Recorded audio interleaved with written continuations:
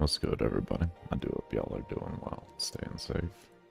Let's go ahead and panel over here. Oh, what? What am I showing? Hold up. Oh. It's not even on for capture cursor. Well, that's neat. That's pretty neat. I like that. I like that a lot. Oh, now it's not showing it? Oh, now it is. Huh. Interesting. I thought it would still hide it, but I guess it doesn't. I never really paid attention to that. Oh well. Anyways, let me go boom. Boom. But don't get ourselves with this run done today. We got 4 hours, 4 hours, 10 minutes. Yeah, 4 hours, 10 minutes left.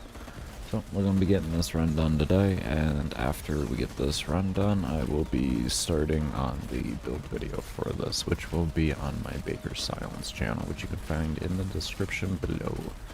So definitely be sure to get that and subscribe if you haven't already. Subscribe for the Malice ephemera that I have on. I ask, what is a Malice ephemera? Well, it's when magnetized bugs, and it just stays on you forever. I call it the Malice ephemera. As long as you don't die, you will keep your Malice ephemera. It's the hardest ephemera to get in the game and keep. I'll tell you that much. Oh, features. Man, this is Baker. Doesn't that get kind of confusing? Oh, you're damn right it does. The only way I know is if he cast it is by watching his animations of his character. I have no clue otherwise. I literally have no clue otherwise. Have to pay attention to how he's casting and all that. It is wild. Absolutely wild.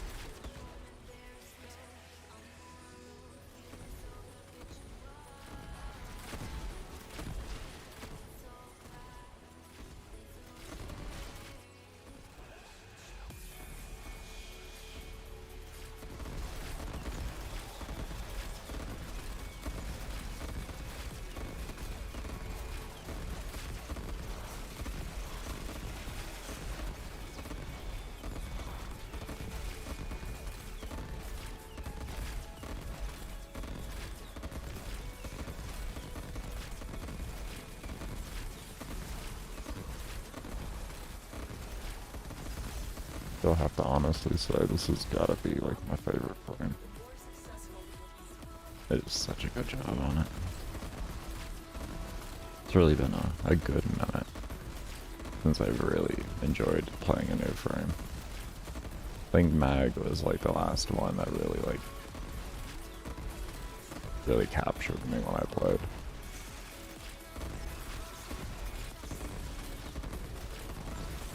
Like Frost, Rhino, those are both for interception, where I loved them when I went to level cap, and then after that it was Octavia, and it was Mag. It was Mag for a very long time.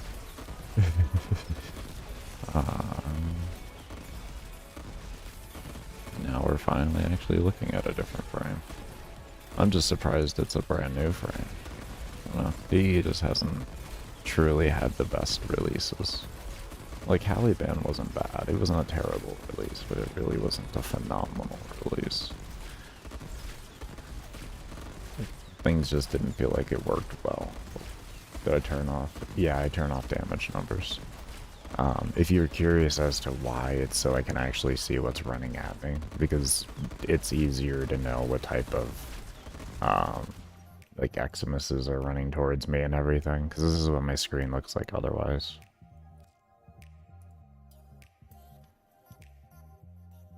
Oh, don't you dare crash on me. Oh no. Please, game. Okay. I'm gonna turn them off after I show you, but I am not turning them back on again. God. Okay. As you can see, I have no way of knowing what's in front of me. Literally none. I have no way of knowing. So if I don't instantly kill it, essentially, then I'm gonna give this a moment here. If I don't instantly kill it, more or less, and it gets too far, I'm not able to see what it is. Anyways, and then it just creates problems. Because I don't want to pop my 4 unless I really need to, just because of how quickly I clear everything. See how much quicker that was? That's weird, isn't it? But it also, as you can see with how much quicker it was to turn off damage numbers, turning off damage numbers makes the game more stable. Makes the game more stable, it makes it so you can see everything in front of you.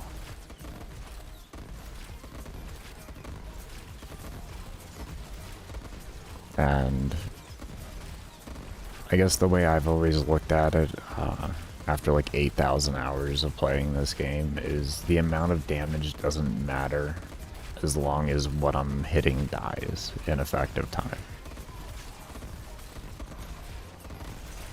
I guess what I could say is like seconds matter more than the number does, more than the actual damage number does to me.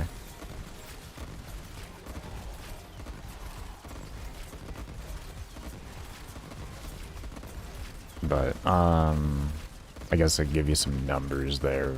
Slash with full viral ticks for about 600 million. So there you go.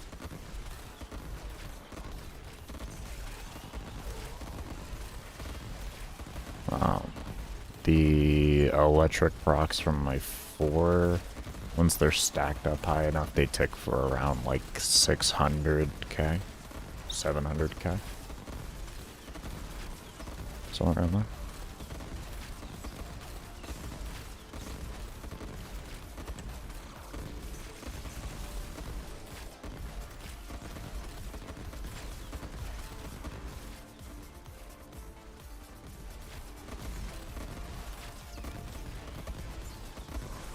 Pretty much it just really helps with getting everything cleared up in the CC'd. It does good damage though, it's a nice addition. I really wish they would make it so viral gets affected on Acolytes and solo. I really wish they would. Like in group play you can throw viral on a Acolyte, but not on solo. Doesn't make any sense.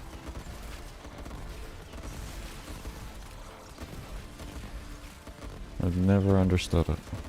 Never understood it. That's why I used to always just go corrosive. But now Eximuses are realistically harder to kill than acolytes, so.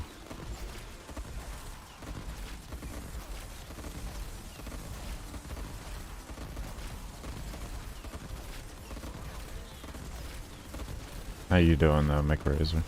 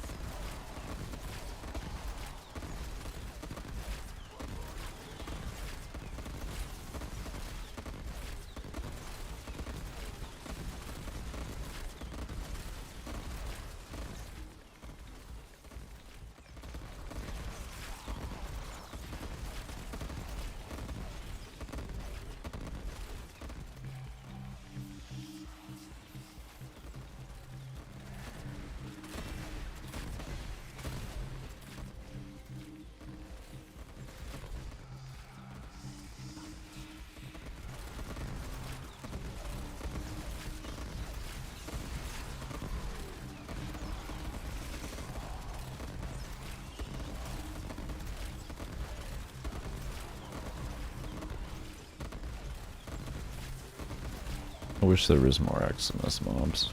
I honestly, like, I terribly miss the original buff that they did to Eximus mobs. Like, I really miss it. I really do. Like, it made this frame so much fun. You had to really pay attention and really actually, like, use your abilities consistently, instead of just, like, in touchy moments here and there. It was so amazing. It just felt so good. Really did. I loved that patch. I honestly, like, in my opinion, when they first buffed Eximuses, I could go as far to say as I think it was the best thing they'd ever done for the frame. people may look at me weird when I say that, but they had something good there. They just needed to expand off of it. Which the expansion would have been, they needed to start buffing weapons to make everything else make sense in it. Because the way the game was set up there, it was you gotta really get that over health down so that you can open up them to CC and make them vulnerable, which made them actually really dangerous, but at the same time, it really wasn't too hard to actually go over, or to knock out their over health. As long as you actually had an appropriate weapon for it. And that's the issue, is they needed to then balance out weapons, because a lot of single target weapons started to fall off. No, it doesn't. No, it doesn't, Gamble. Because Xmas even before, never stopped for a point. They always just kept adding more. There was really never a point to where Xmas just kind of like stopped being an addition to it.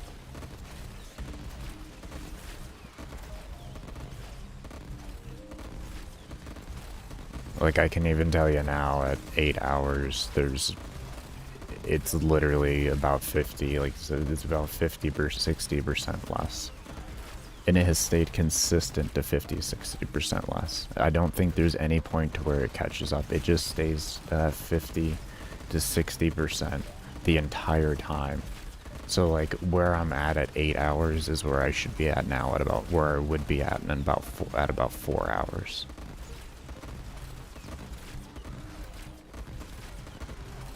Best 2 weeks of Warframe. Yes, the truth there, Yamble. That is the damn truth, man. It really was. It was such a, like, I really felt like I had something new. Like, I had played the game for 8,000 hours, and I felt like that I didn't have to throw out all my theory crafting, but I just had to rework a few things to make everything work.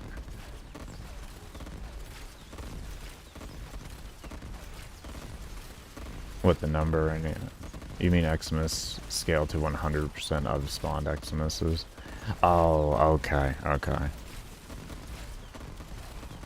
Well, if it takes double the amount of time from what it used to take,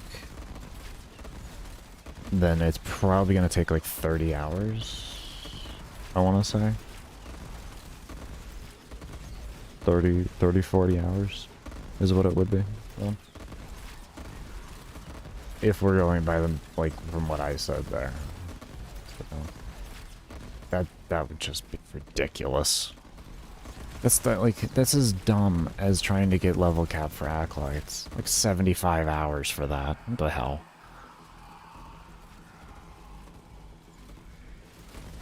Like, DE. Makes sense, man. Like, yes, we like endless missions. But when we're doing a damn test, we don't want to have to waste that much time on what could end up turning to be a failed run. Yeah, sure, it is all about the journey, I get it. But my lord. Why the journey gotta be like this? Why it gotta be like this?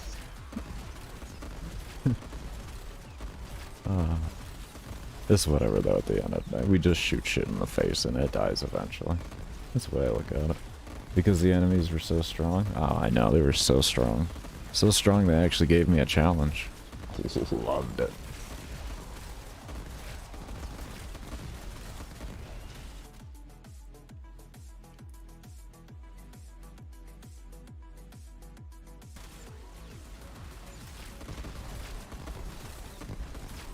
$11,000? No, they cap at 9,999.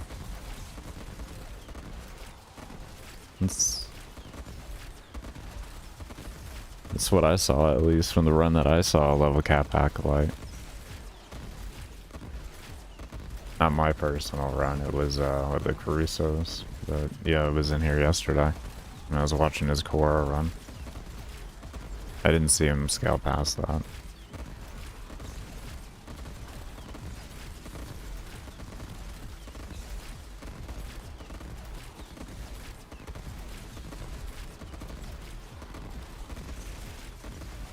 I don't want to see a video on that one.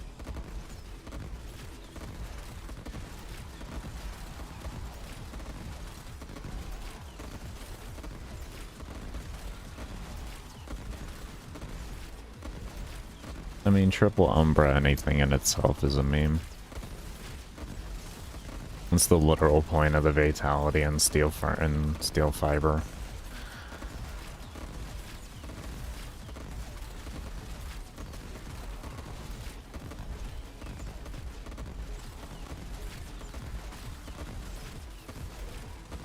Was that the same Neza that you took to like 5,500? Out of curiosity.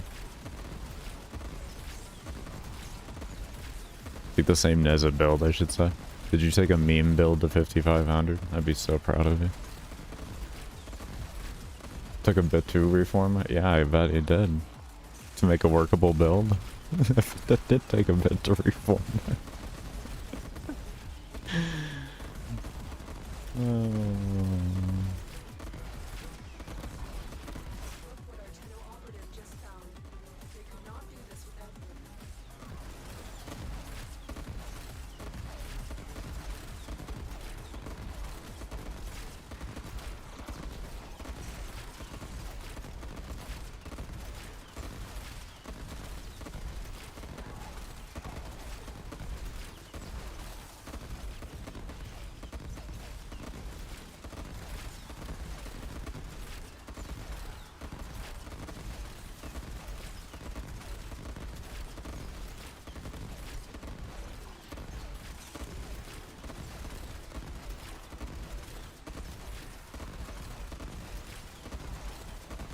I was gonna say, what happens after shield gating cooldown happens?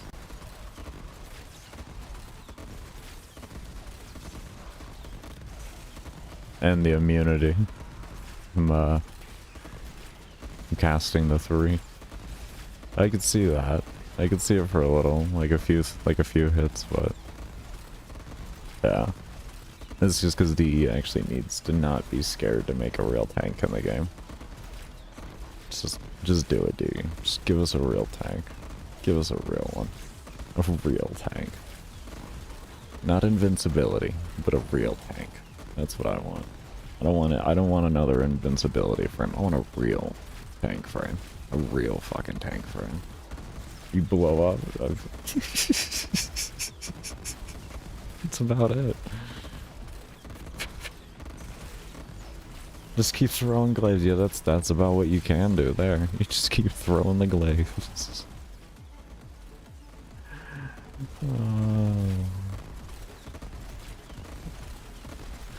That sounds about right, to be honest.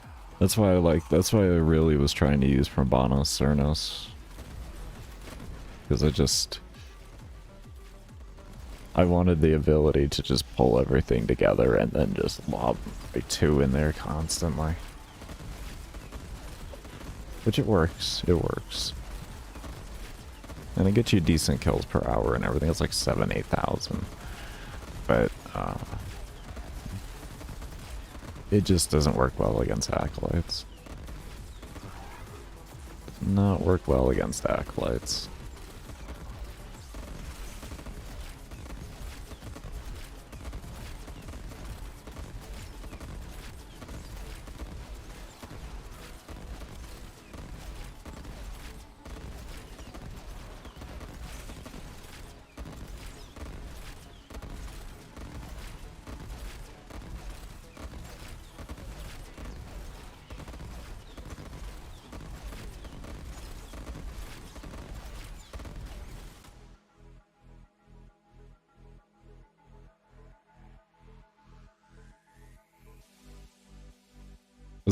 Was it add 300 or add 500 for armor calculation?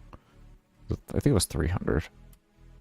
98% damage mitigation from your armor, and then another 99% on top. That's not bad. That's not too bad. That's not bad.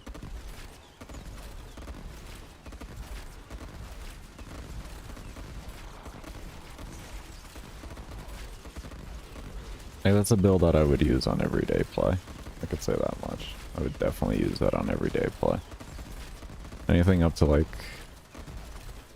2-3k. You could just sit there and chill and not have to worry about anything. No care in the world.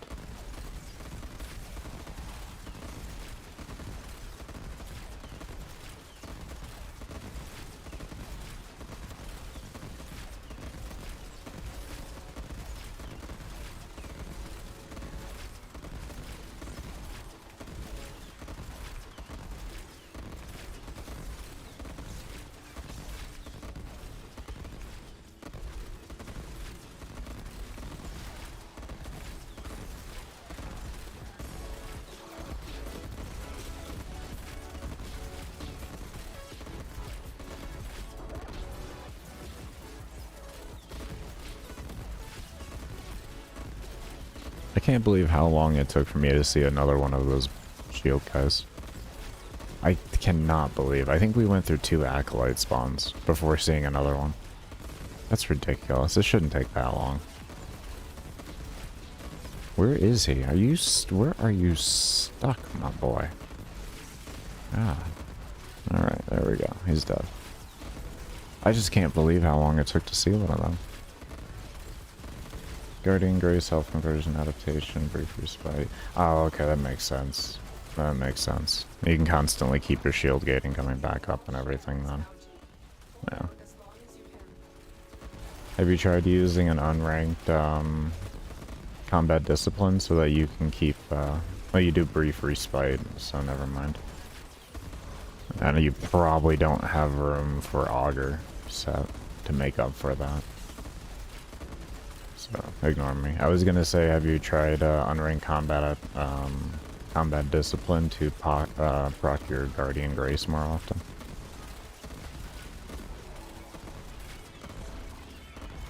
This way you don't have to, I guess, more or less at some point rely off of a shield gating proc in order to proc your Guardian.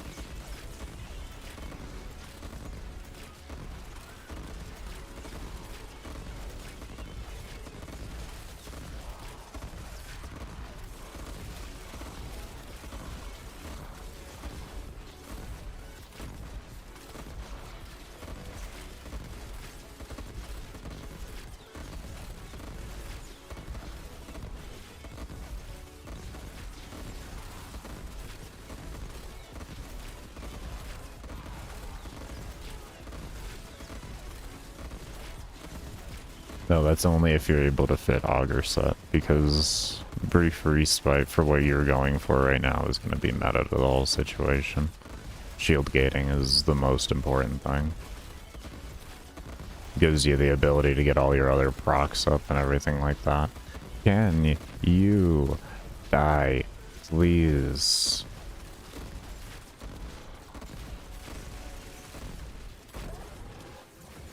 Oh, bad pull. Just pop that.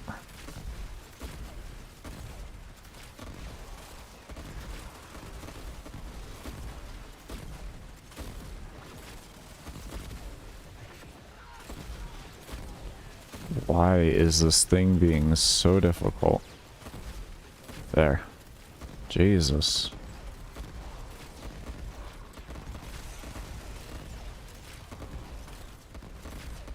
Get difficult with me.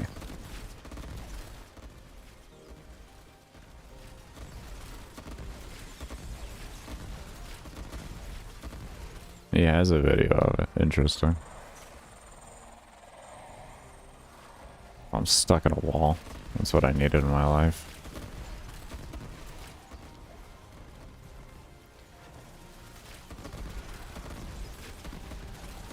Nice. Look at the immune mob. Everybody loves the immune mob. Everybody loves the immune bug. Yes. My favorite bug. Yeah, that should debug him. No? I gotta go dash him.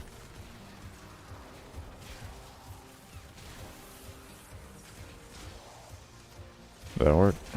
No?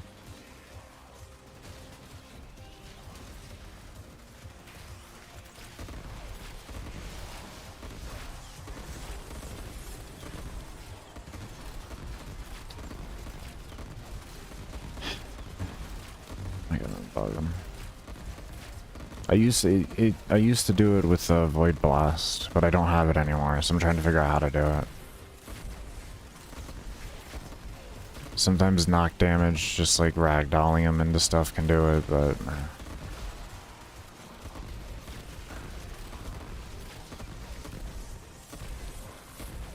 I just fucking hate this bug, man.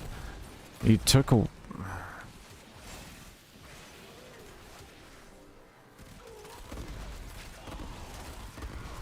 There we go. Apparently it still works.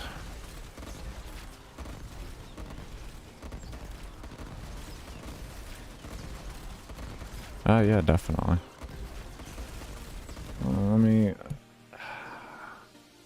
me see if this works here. Red Campbell. No, that's not gonna work. Okay. I'd say PM it to me over Discord. We share Dark server, and I think I'm on yours too, so it should be fairly easy. You can also post it in any of those Discords too, and just let me know which one, and I can check it out later.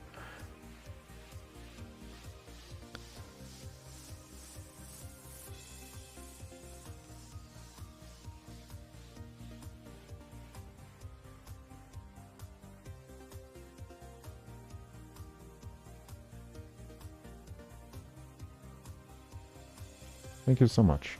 That's hugely appreciated.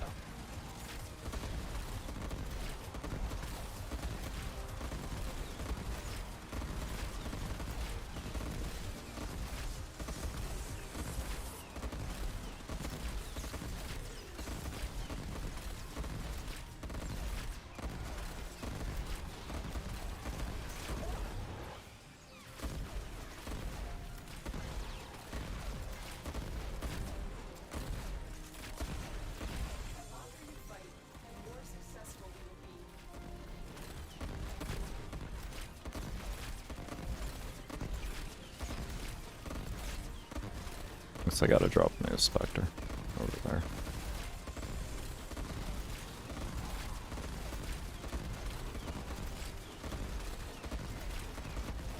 Alright, let's drop some of these. 2, 3.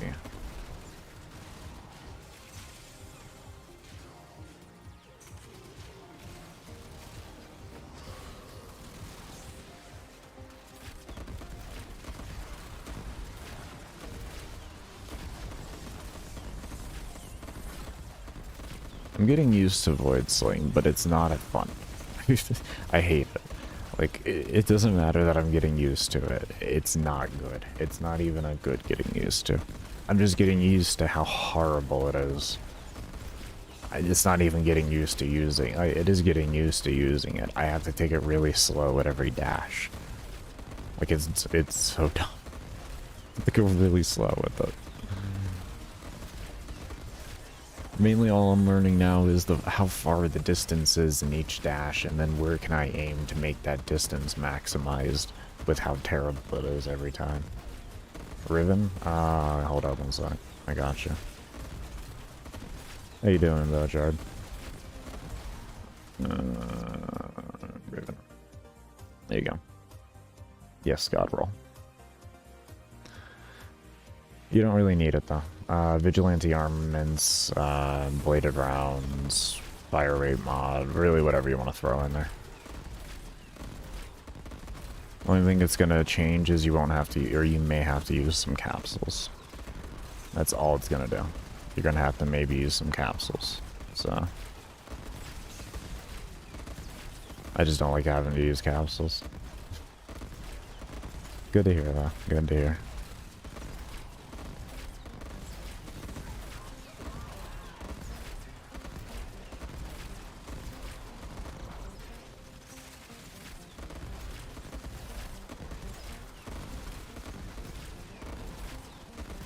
Yeah, that's always an easy way to tell off of like survival runs if you really need the Riven or not. If the person has to use O2 capsules while they're doing the run with a Riven, then you're likely going to need the Riven for the gun to be, for the weapon to be actually workable. But if they don't use any capsules during it, you should be more than fine to actually do the exact run. It's just you'll have to use some capsules throughout the run.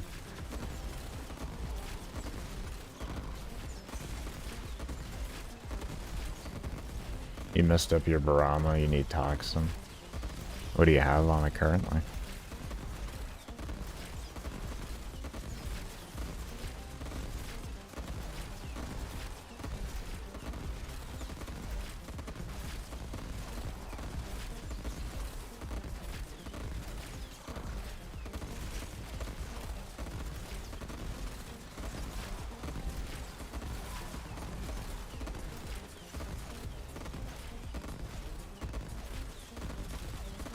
You don't know what you have on it currently? What frame were you... or you don't know what element's on there? Wait, what? Did you just get it? So you don't really remember off the top of your head, you just know... you just know that you've got the wrong element? Is that what's going on there? You want to use Gyre? Gyre is not bad. The one thing I'm going to recommend with that is make sure you at least have prime fast hands. You're going to want a lot of reload for that weapon. You get enough reload on that weapon, it feels very comfy and very fun. Without reload, I can tell you, like, if you go look at my Banshee video that I have, you'll see, like, it works, but it's not workable. All at the same time. I had to use a lot of capsules. I don't think I had a ribbon for that run. Don't think I might have. But I know I had a bad build. My Gyre was not a good build because I didn't have enough reload. So that's what made me switch over to Barama for right now until I feel like switching back over. But Barama is just easier to build than Gyre. Have it for a while, but you don't use it. Understandable, actually. Completely understandable.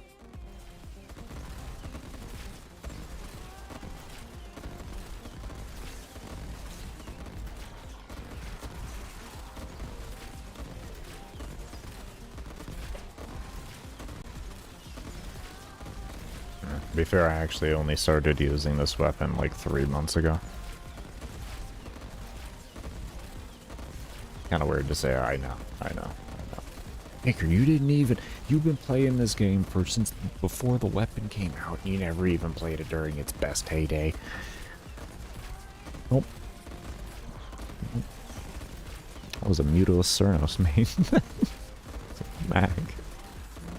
Oh, man. You couldn't switch me off of it. You really couldn't. Loved it. You have trouble surviving Steel Path? What frame you running and everything? And what type of mission?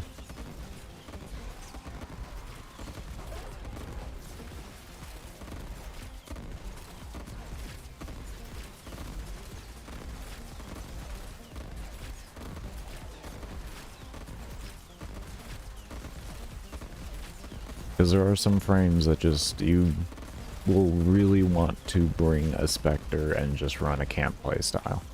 There are just some frames like that in the game. Just because it can become hard to actually avoid the random amounts of damage.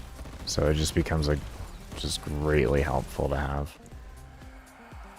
Mesa and Kuva. Oh god, Kuva Fortress is the hardest survival in the game, homie. Even the most experienced players I know in the game suffer in that place with optimal frames. Like, we're talking stealth frames and Cora and stuff like that, you know? No, that is a very hard solo survival. It's one of the higher tiers for everybody in this game, I honestly want to say. I haven't seen a single person that has actually done a level cap solo Kuva survival while collecting Kuva the whole time. I have never seen one.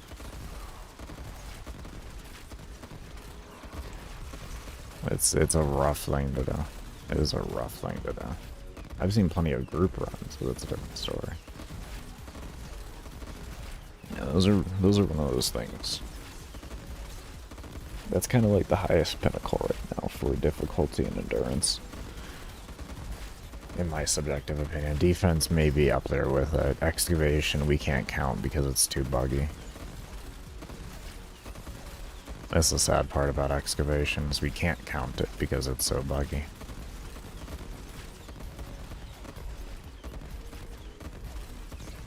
About to hit level cap.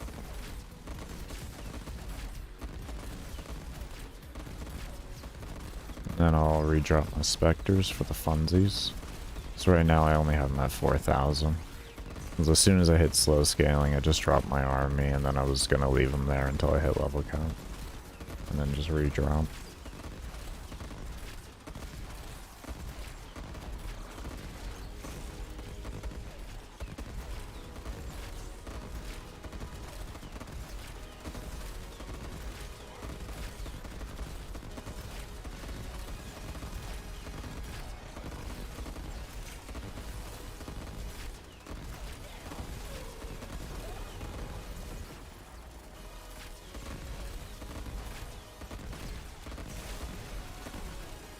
And I will say Nessa would probably be one of the worst frames to try to figure out how to do a solo, Cuba survival with. It's something I will say too. That would probably be one of the worst. If not, I don't want to say the worst, but yeah, we'll definitely put it into the worst. This is a decent frame, she is, but she gets over glorified. She really does. She's one of the best everyday frames, and that's as far as she goes. After that, when she hits true endgame, she just becomes a status applier.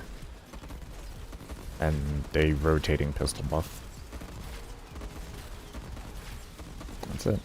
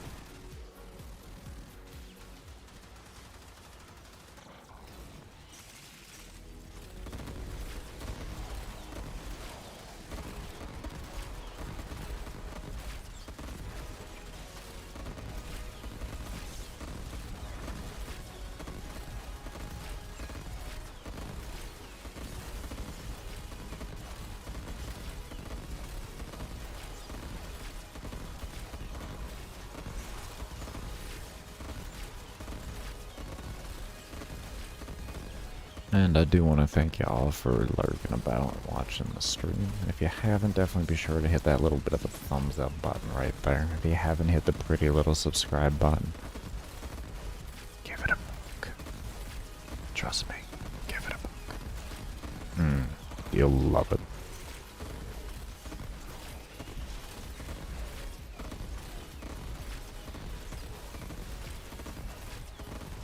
Because we are finally at level cap, damn it. That's what I'm talking about. Finally there. Vault, you ready to celebrate with me again? We got level cap, bro. Are you ready to celebrate? Are you ready? Oh, I ran out of ammo. Alright, Vault. Let's go celebrate.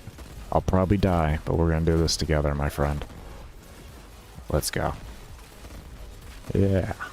It's time to celebrate being at level cap.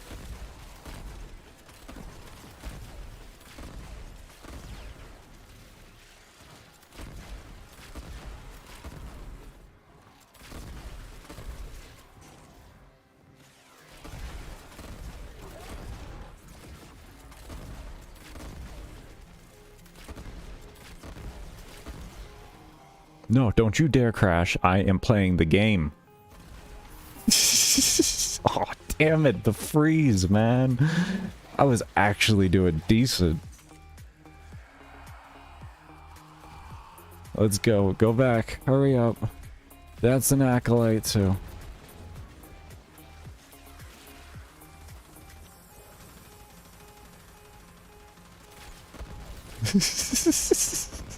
Damn it. That was actually good. That is... Where you at, pretty boy? Get over here.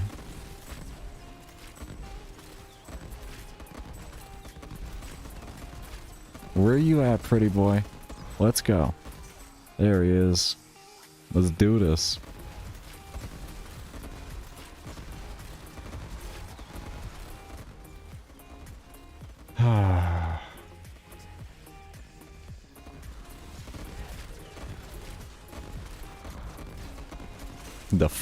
The damn frame drops.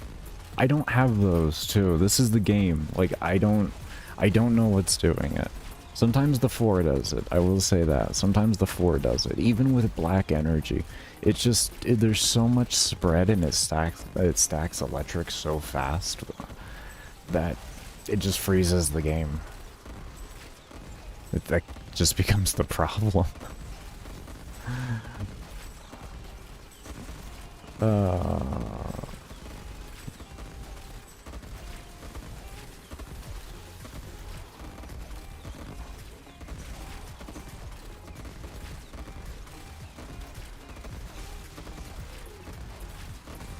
Alright, let's go ahead and... Yep. Are you on stay? Good. Okay. Clemmy poo.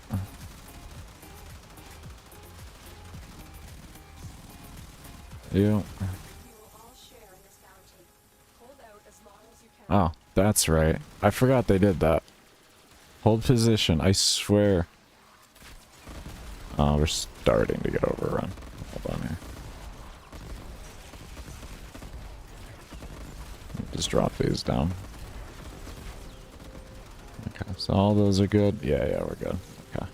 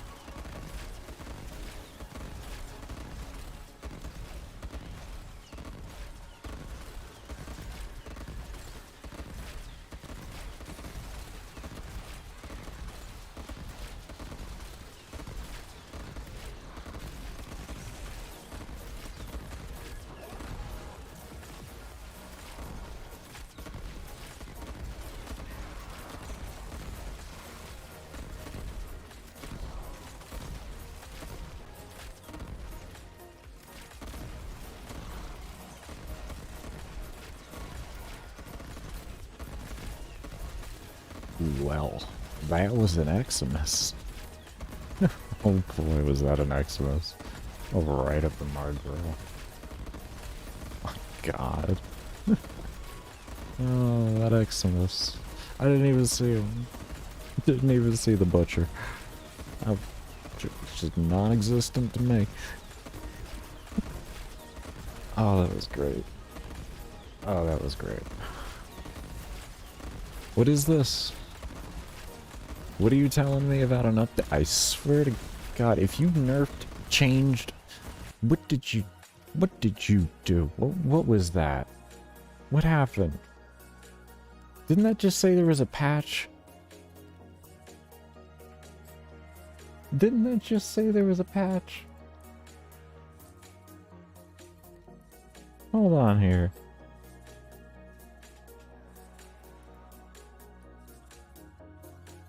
Am I tripping?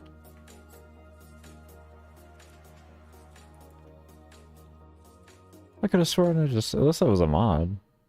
Might have been a mod. The way it popped up didn't look like a mod.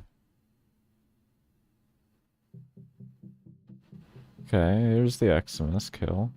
Or the face tank. Almost there.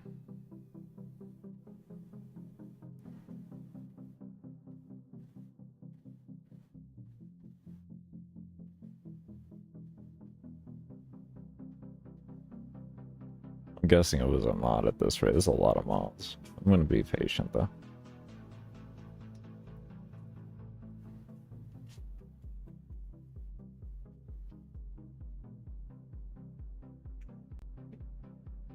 Okay. There is, yeah, update. A updated version of Warframe is available. Please restart your game at your earliest convenience. I thought I saw that. This shit tried to hide it from me. Alright. You know what that means? No, what does that mean? It means we got a successful run on our hands. Listen, if I don't get a patch in the middle of a run, I know I'm probably not going to have a good run. It's just... It's been like that. It's been like that now for 6 years I've been playing the game.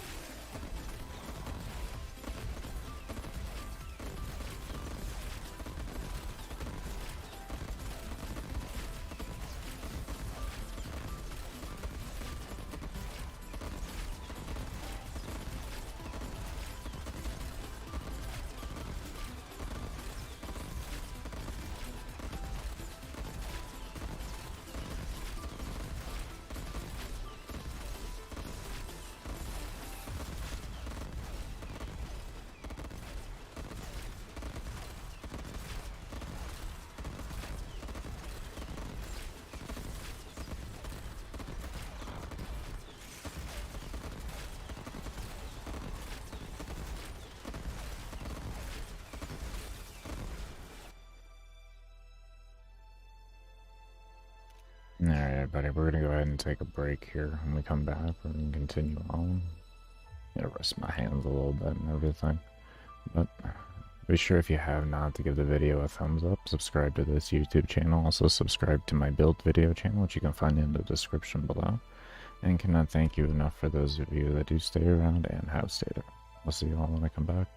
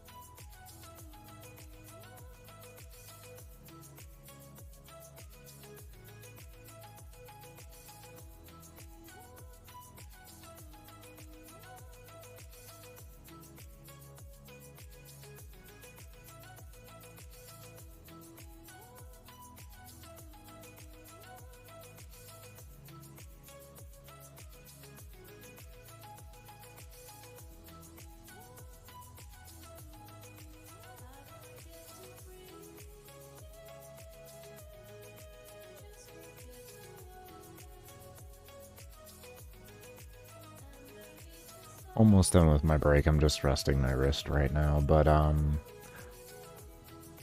so I'm currently using a Kuva Baramba with Viral on it. Enters munitions build. Let me panel of real quick. Is it F2? Yeah. Trying to remember my key bindings. There's my loadout for you. How you doing? I do hope you're doing well. Yeah, I'm just resting my wrist right now until we get back.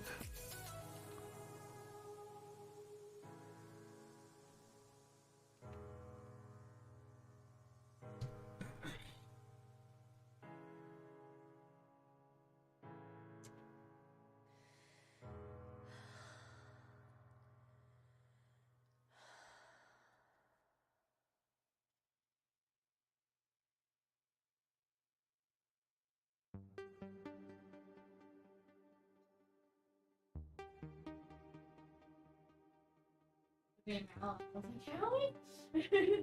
Our brother. Oh. It's not spelled the same. That's why I said so. I was like, should I say out? That's gonna confuse her. Oh yeah, I'm not mute. Hi everybody.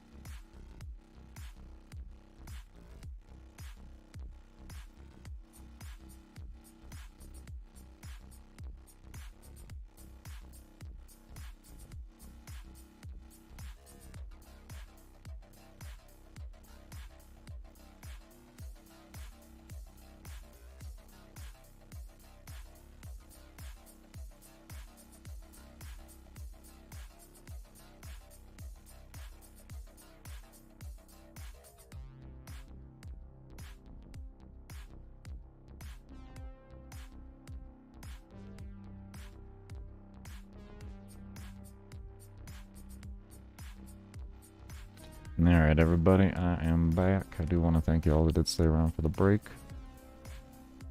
There we go. Let's go ahead and get back into shooting things in the face. I think it took a little longer than I wanted with that break, but it's okay. I don't have many hours left today. I probably can't expect my breaks to be longer just because of how hard I went yesterday. My wrist is definitely feeling it today. But I want to get this run done, so run gets done and then I can relax after. What's up, Cruz? How you doing, on?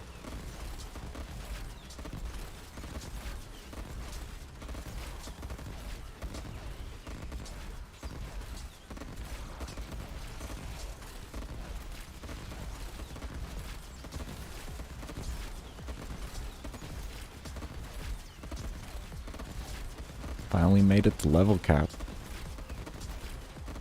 I almost had an active playstyle, and then I had frame drops, and then a screen freeze from the frame drops, and then I died after. I almost had active play, though.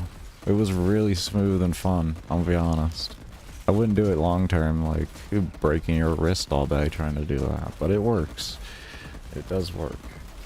You just go in with your 4 active, you keep pulling things around, you hit wherever you can in advance to where you see mobs at, and if they don't immediately die within like you getting an LOS of them, you just drop the 1 down on top of them too, and everything just starts to die all over the place. It's great.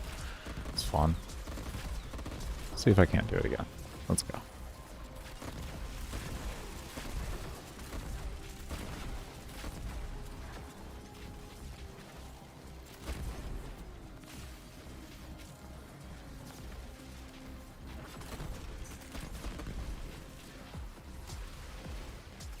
Oh, my Jin died too. There's the first one. Almost doable. Almost doable.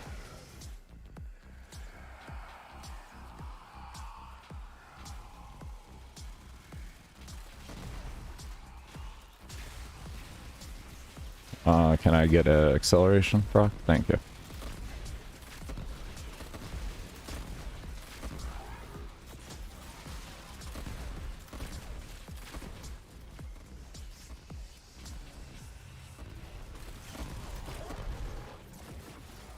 There we go. Beautiful recovery from the frame. I'm actually glad I died. That was beautiful.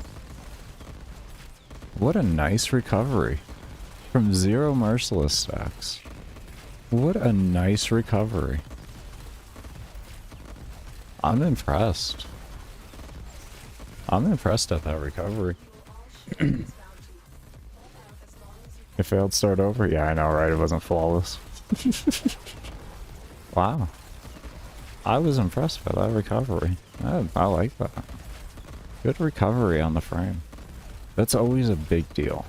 Like, how well can you actually recover from shit hitting the fan with a frame? It's one thing to always be able to just not die, but how does the frame recover, you know? That's always a big deal. Especially when a lot of your damage is some type of stacking effect. It's like, how well do you actually recover from it? That actually recovered nicely.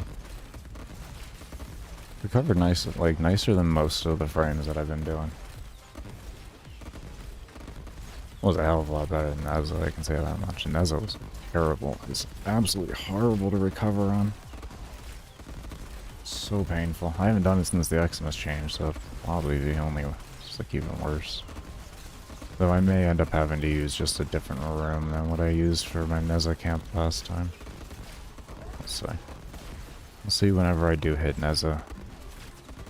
We'll see.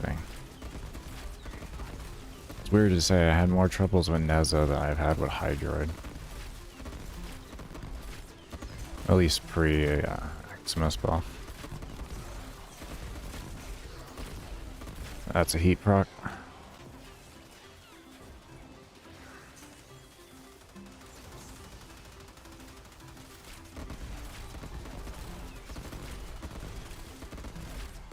Ooh. I did it. We lived. That's where some people will be like, that's why you run rolling guard. And I'll be like, no, I like the challenge. I like the challenge. Gotta have good timing and reaction. I love it. It's great. It feels amazing because it feels good when you get the timing. You're like, oh, I didn't die from it. Yes. Just feels so good. Alright, I'm gonna have to go out there. I hope there's some loot out there. This O2 is starting to suffer. See some out there. 1, 2, 3, let's go. Yeah, there we go. There's a little bit out there.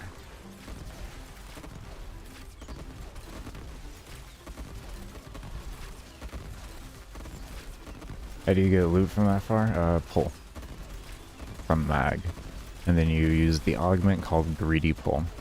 If you're using Barama, I'm going to tell you it's a must. Otherwise, Barama is an abysmal weapon without pull, without Greedy Pull. But what it does is it takes... Here we go. It takes the pull effect from mag, as you can see the normal pull that does enemies, and it makes it so that loot is also included to it.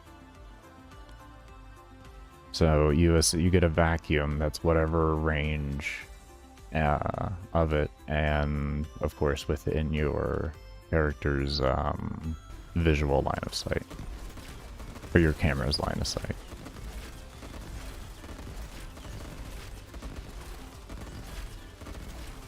So then you can even do things like this right here. Give me one moment.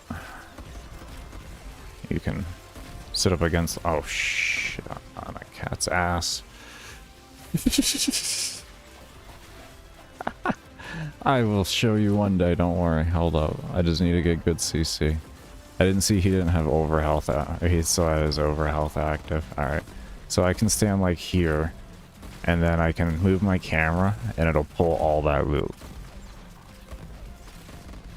So even though it's not within line of sight, I'm able to do that. Yeah, it's really nice. It's really nice.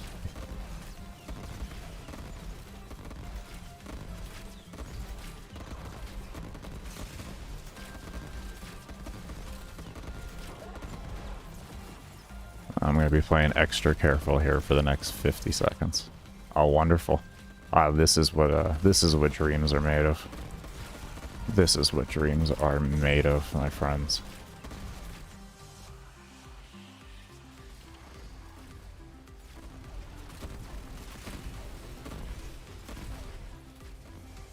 Okay, good. Wasn't a bad acolyte. Well, hello. Did I... You know, I thought you would be fine. None of you is touching, bro. Is mag vaulted right now? Yes. I think so. I want to say yes. I don't know.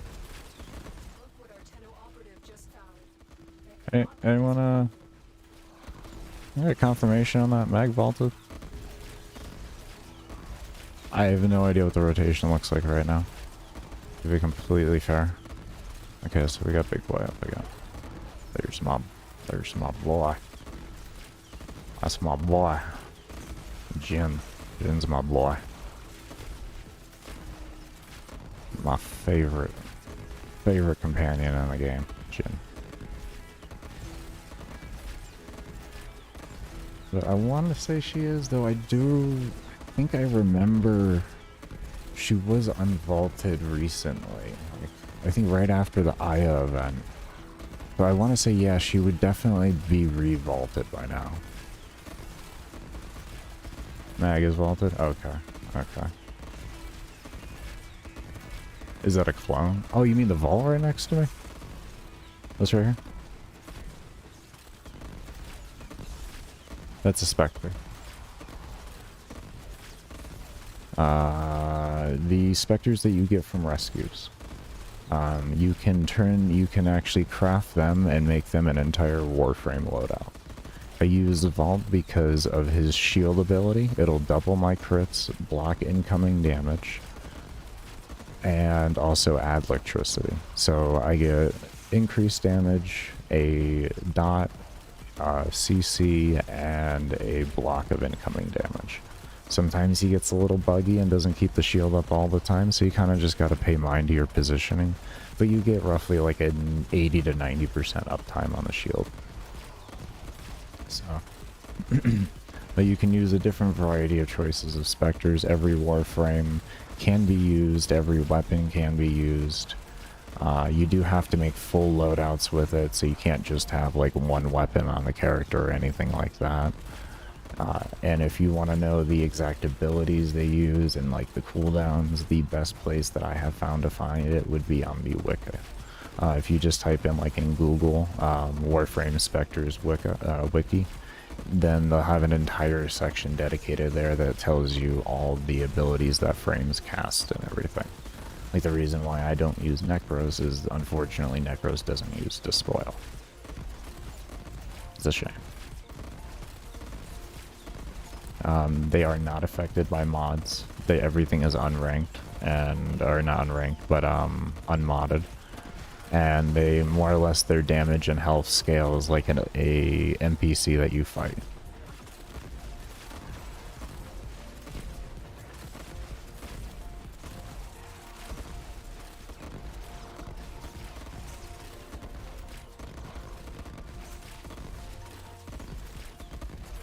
Yeah, I'm using a Vault Spectre with a Probanos Cernos for passive extra viral stacks and for a pull-in for when I don't have overhealth on Eximuses and just the pull-in for normal mobs. How long am I going for? 12 hours. Just so I can get Acolytes at a high enough level to where they become reasonably difficult. I like to get Acolytes to at least level 1500.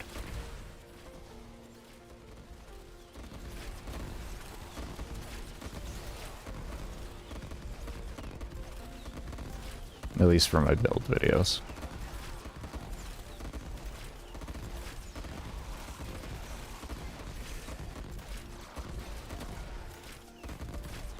Because it's one thing to be able to kill mobs at level cap, it's another thing to be able to kill Acolytes at scale like really far. So it makes it a good little baseline for people who like to go on really long missions, things that are like 15 plus hours, and gives them a good baseline on how the build will work at that kind of like that level.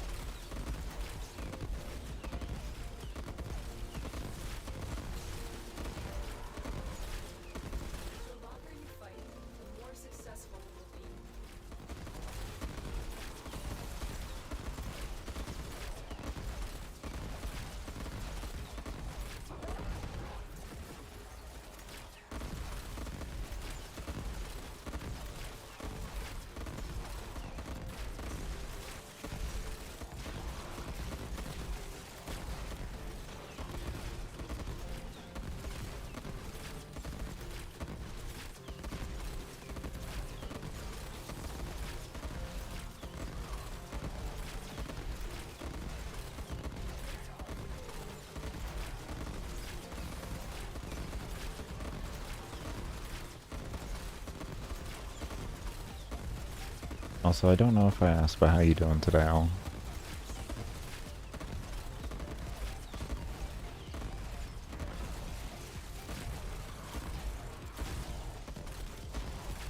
Do apologize if I did not ask.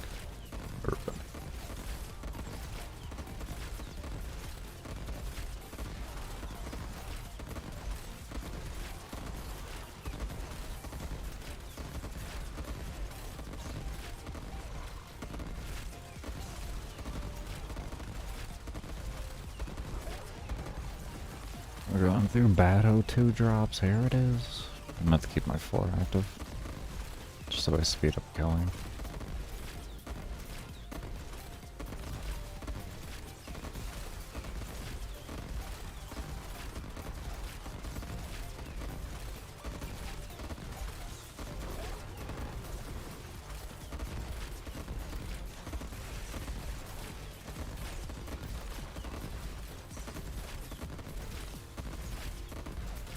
Looks like we're holding. Energy isn't looking good though. I was expecting a little more.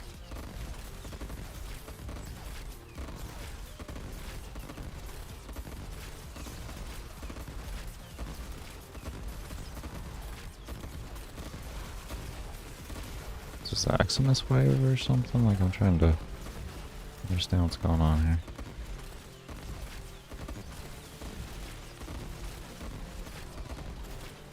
One.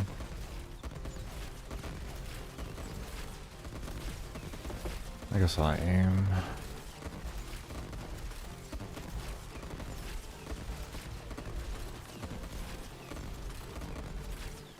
One, two, three. I think the Maximus wave.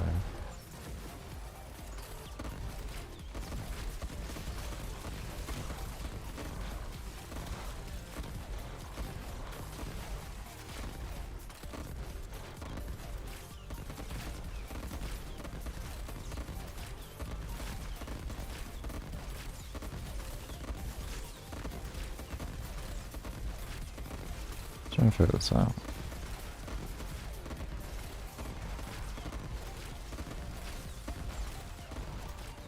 Should not be this bad of a fall off of O2.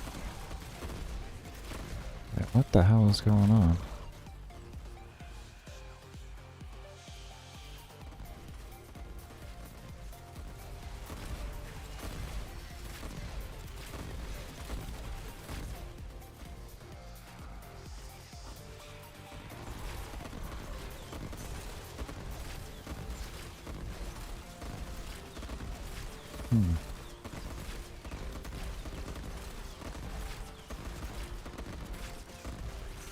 I swear changing the Maximus spawning screwed up O2.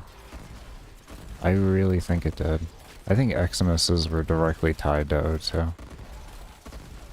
Like O2 drops. I really think they were, and I don't think they noticed. I don't think they even remembered they did that. Because I've never seen such bad drop rates with my kill rate. And it's staying very consistent. And this is through an Maximus wave, so there's supposed to be a bunch of more Maximuses here.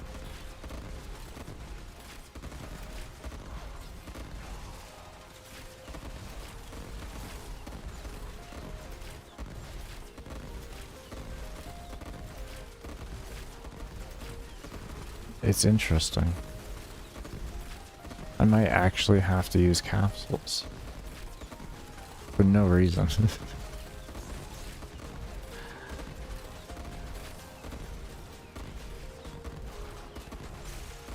Okay, alright, we're coming around. It was rough. That was a rough spot. Looks like we're coming around though.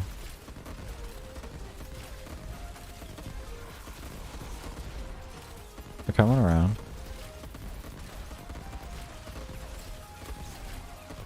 Where are we at here? There we go. I had no situational awareness there. Huh. Yeah, we're coming back. We're coming back. It was an Maximus wave. So you okay, D, I got it now. I got what happens. So you reduce the amount of mobs that spawn from Maximuses, and you have coding that's built in for them to be a different spawn counter than normal spawns. So now those spawns haven't been made up for because you didn't add them into the normal table because of what you didn't. Okay, so you just artificially made the game just as hard as it was before with scaling Maximuses at the same numbers than it was without them, but now the issue becomes keeping your O2 up instead of killing mobs because of stacking debuffs. Interesting. Interesting. I wonder if that was intentional. I wonder if that was intentional. I don't think it was. I don't think that was intentional. But that's what I'm noticing. Because there's going to be I figured there would be a point to where this would start screwing itself over. And it's like a little in-between bracket. And then eventually there's so many Eximuses that spawn that it ends up making up for it. That's what I'm guessing that happens.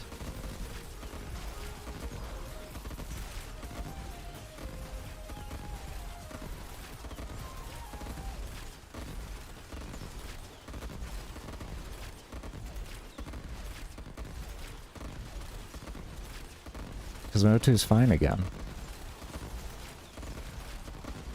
And we're not getting that many Eximuses.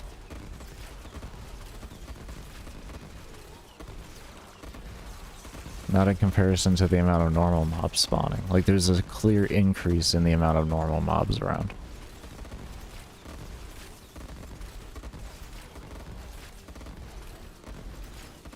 So until that value gets... Wow. What an overlook. What an overlook. Oh, this is an easy way to fix it. We'll just do this. Reduce the amount of them. That'll be fine. Go into mission, test for 10 minutes. We're good. 20? Alright, 20 minutes. We're good. Let's go, guys. Call it a day.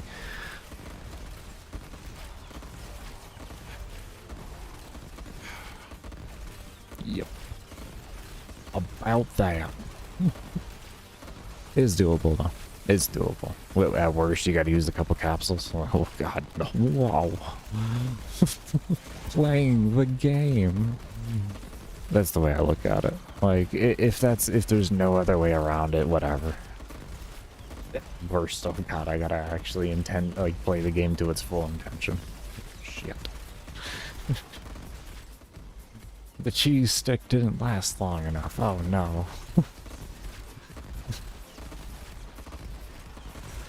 Not a big deal at all.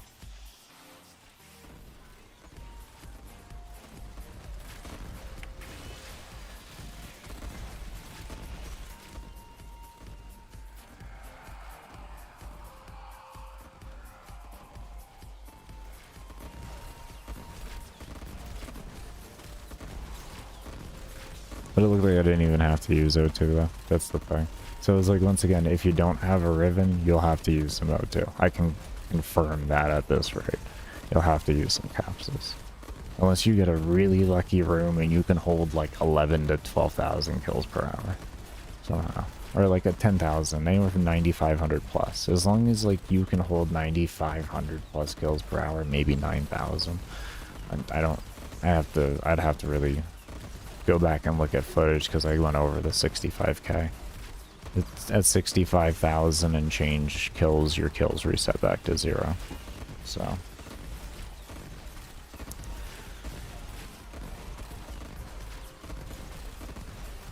Yeah. Maybe like 65 to 75. I think I have like an 8,000 or so, 8,800, 8,500 kill per hour. So even that does fine. It used to not do fine. I used to have to use capsules for that. Maybe it's just because I'm having more confidence that I'm not using more confidence in my kill ability. I guess that might be what it is. Because I usually wouldn't let my O2 ever drop below 60%. I would just go use a capsule regardless, just to play it safe. Here I decided to not do it because, like, I don't know. I had confidence, I guess. So, there is that difference. That's how I used to do things, would be anytime I fell under 60% O2, I would just immediately use a capsule. But because Void Sling is so horrible now, it's one of the reasons why I don't want to go do it anymore. I don't like Void Sling. I don't ever want to use it.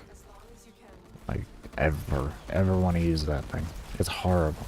It really is. It's terrible. And it makes me not want to Void Dash. I just want to forget about the ability now. Because it just does not fit to Warframe. Void Dash did. It was smooth. It was so damn smooth. They're firm on it. You're not getting it back. Okay, you're dumb. We just won't use it. How's that sound? You're so dumb. So dumb. Get over yourself. It really wasn't broken. I can assure you. It really wasn't. It just... It was so perfectly met for top-end players. And pixel-perfect play. Why don't you just allow that to be a thing? You know? And that's it.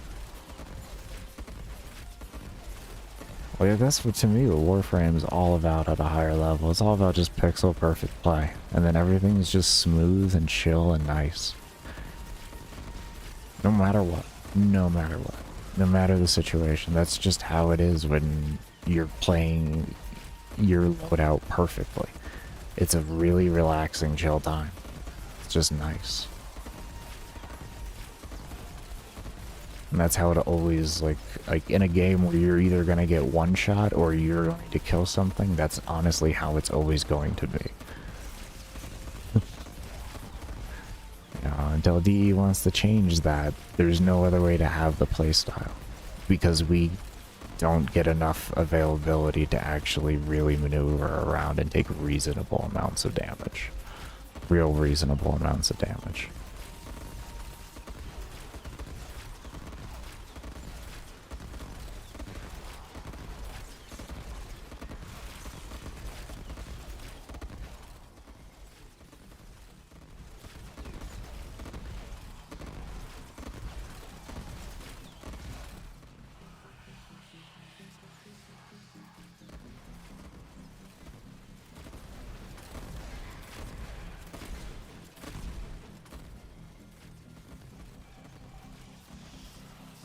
Which I'm personally fine with, to be completely honest. I'm not bitched about it at the end of the day. This is the only Warframe I've known is that type of play. That's what I fell in love with. I really don't care at the end of the day. Would it be nice to see some real tank frames? Yeah, sure. At least bring a real name to it. But like overall, like I don't really care.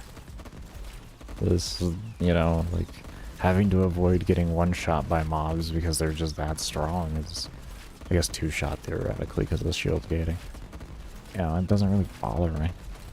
I played back in the day when it was literally nothing but one shots. Like you didn't have shield gating, you didn't have any luxury of that. As you messed up and you got shot, you died instantly. Even a charger could kill you with their range spit. Like anything could kill you. The wind would blow in the wrong direction and your character would just drop over.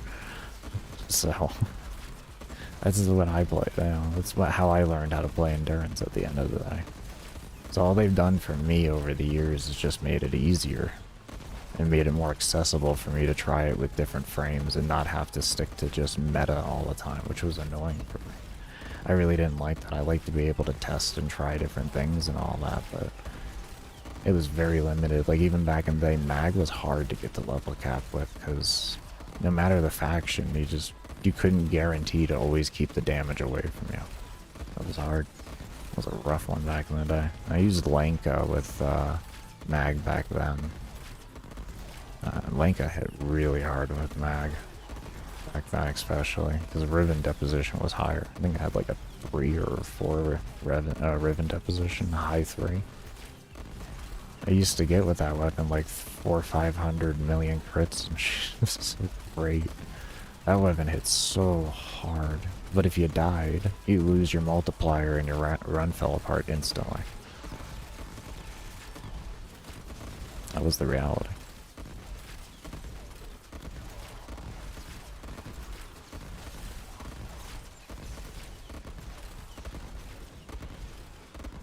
That's how I learned how to play Warframe. So all of this is just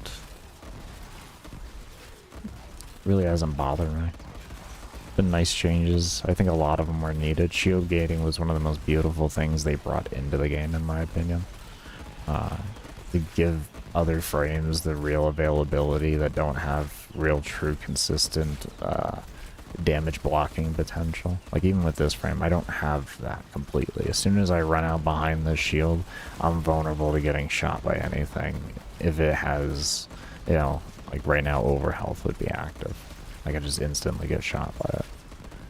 But to give us that ability to survive stuff like that was just really nice, really nice. We complained about stuff like that for a long time, players in general, of all like skill levels, complained about how annoying it is just that all of a sudden you're at a one-shot level and your frame becomes null, like not valid anymore. So a lot of people complained like Ember was one of those frames that really suffered with it, and now Ember is actually a level count viable frame as long as you just play everything correctly.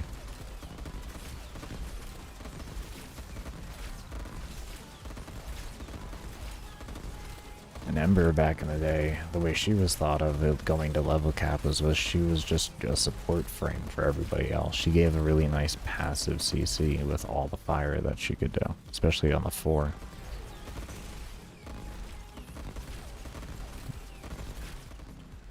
It's all we ever used her in group runs like that. It was wonderful. Like she worked really well as a support frame for that back in the day when you could just leave your when you could just actually leave your 4 up and it wasn't something that you had to spam cast. That's why it worked so well as a CC. You would just run max range, and of course you didn't have the degradation and range and all that. Well, no, you don't have that anymore. Now it's just, that's right, it's a single cast. I was going 1 patch behind here on reworks, because that frame's been reworked like 4 times or so. I think 4, yeah. She used to have a damage reduction on her as well, and then that got changed. And then they changed the drain on the 4, and then they changed the 4 from being a drain to a click ability. Yeah. She's in a decent spot now, I would say, but I still think old Ember was better. But the reason why they did that rework is they wanted to get rid of click and forget abilities. Even though I have a click and forget ability on this right now. And there's a lot of frames with click and forget abilities that have been released since then. Yeah. Yeah, but they wanted to do away with click and forget. Little backpedaling I'm making. I don't know though.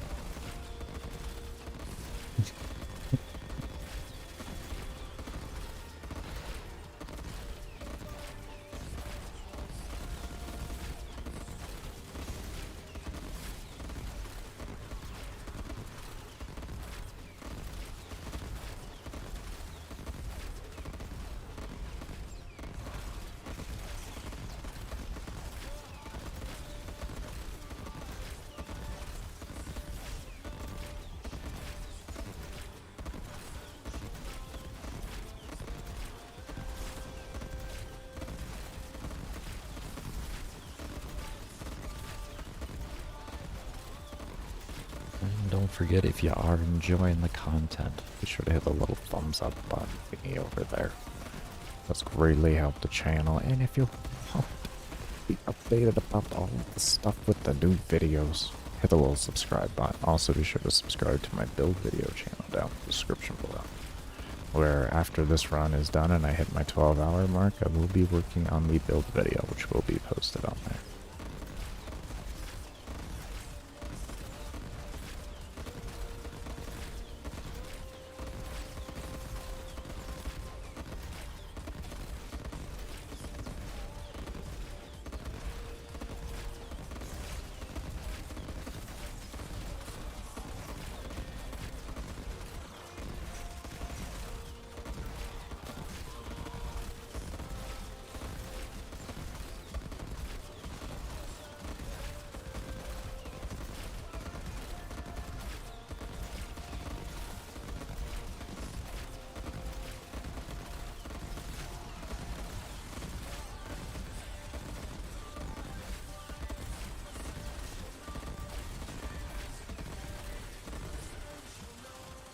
Straight wouldn't be the right word. I went to sleep. What's up, Gerardo? How you doing, man? No. I went to sleep and everything on me. I'm only at 9.5 hours. I ain't crazy like that.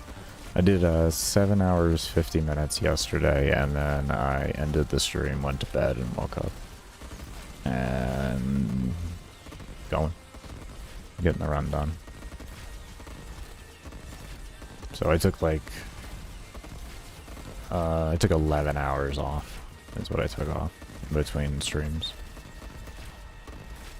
I don't sleep long, so I mean, like, it's a fair bit of time. Like, I only sleep like 4 to 6 hours a night, so yeah. I've already been up for a while and everything. I stayed up for like 3 or 4 hours after ending stream. Or no, an hour, I think it was. Hour, 2 hours. And then went to bed and then woke up and was up for like 3, 4 hours before I started stream.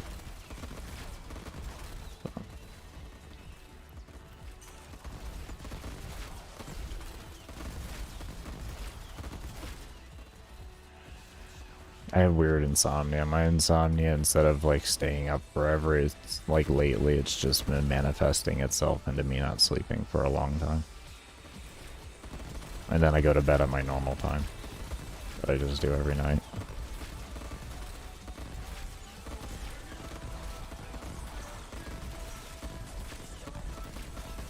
So I'm pretty much up for like 20 hours a day.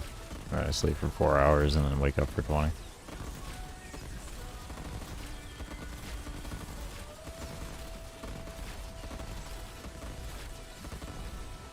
Was it boring shooting and camping for 7+ hours? Not really, I'm testing. It's a thrill to test.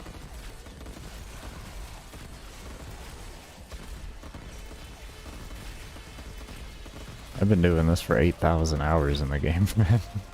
I started the game for endurance. Like 6 years ago, I started this game for that exact reason. It was for solo endurance. People like Summit and all that are like really got me interested in it. Oof. Man. Gyre? We're gonna go with that one. How you doing? But no, this stuff actually isn't boring to me. I mean, you want to be realistic too, Gerardo. What game that you play for 7 hours that's a shooter in any type of regard, what do you do besides sit there and shoot for 7 hours and click some other keys? It's really all the same thing. You're just clicking and shooting, man. No matter the game you're playing. It's all the same.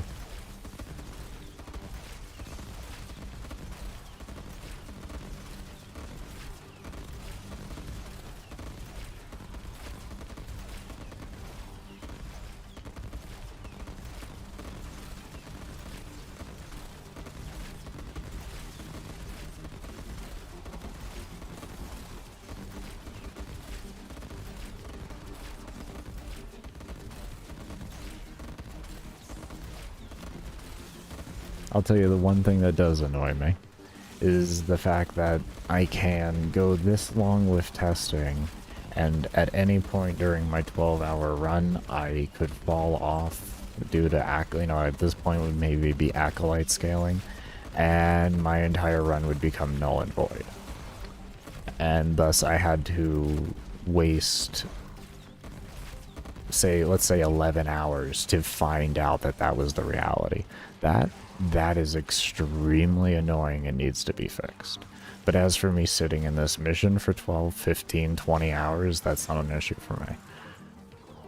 Issue for me is the fact that I could fail my test that I'm doing here. And it's gonna take me that long to possibly fail it. You know, like that's where I have a problem. You know, wasting 6+ hours because you failed a run. And you had to waste that many hours in order to learn that you failed it. That's a problem for me. There I have a problem. And I think that's stupid. I think that's absolutely stupid. Yeah. My Saren took me 20 hours in total of runs, with most of them lasting over, like, just over 6 hours. So it took me like three failed runs, I think it was. Yeah, 3 failed runs at around 6 to close to 7 hours each. And then 1 actual successful run to 12 hours. And it's frustrating. It's so frustrating, especially when it's like, it's not like, oh god, I gotta change my whole build. No, it's usually just one damn mod. It's just one damn mod. When you're getting that far in the game and you're making the mistakes and dying to things and it becomes a mod problem, it's usually just always one damn mod. And it's so stupid. You have to, you know, essentially spend 18 hours to find out what the, you know, 3 mods to switch out type deal. Or that one mod. Because you have to do trial and error. You can't just be like, I'm going to replace 5 mods at once and hope it works. No, you really can't do that. Because then when that doesn't work, you can't even begin to fathom where it didn't work. So you have to change micro amounts of things at a time. It's so annoying. So annoying. I mean, I'll extract always with it, but it's the thing that I have to come back in here and retest everything again and pray that it works. And it's like, God, come on. I enjoy playing the game, I do. But at some point, it's just annoying having to jump back in here to retest and retest and retest. Rather have the frame done, move to the next one, move to the next one, move to the next one. Once they're all done, then I can go back and I can play whatever the frame I feel like playing for the day for as long of a mission as I feel like playing. If I want to sit in for 50 hours, oh, we're going to be sitting in for 50 hours, however long it takes.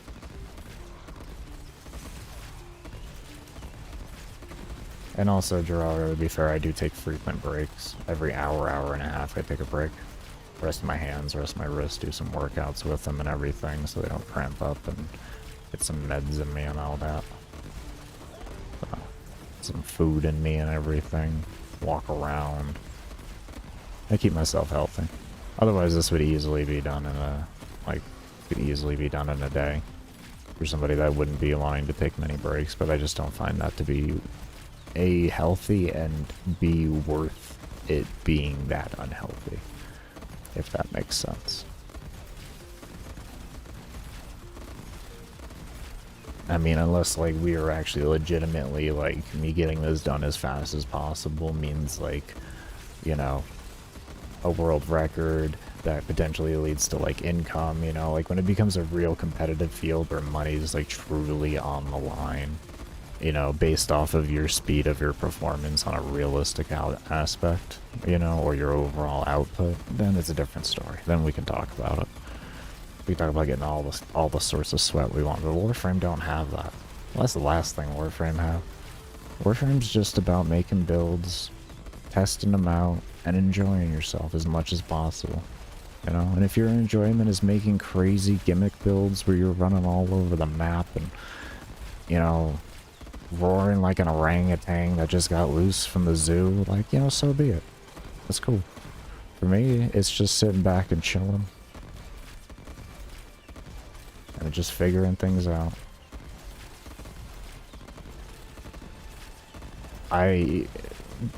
Bro, I don't even know how you did that. I haven't touched those. I don't like bounties, man. I avoid bounties like the plague. You want me to be real with you? I applaud you for actually doing that. You have more patience than I do. This comes from the guy that's done a 28-hour survival with Octavia Mallet. You have more patience than I do. I've watched a lot of homies who stream do those bounties. It just looks painful, man. That doesn't look fun. I mean, maybe for some people it might be fun, but I don't know who.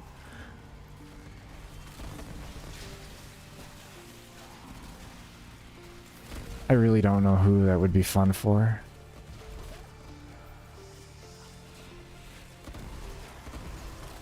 Like, I really don't.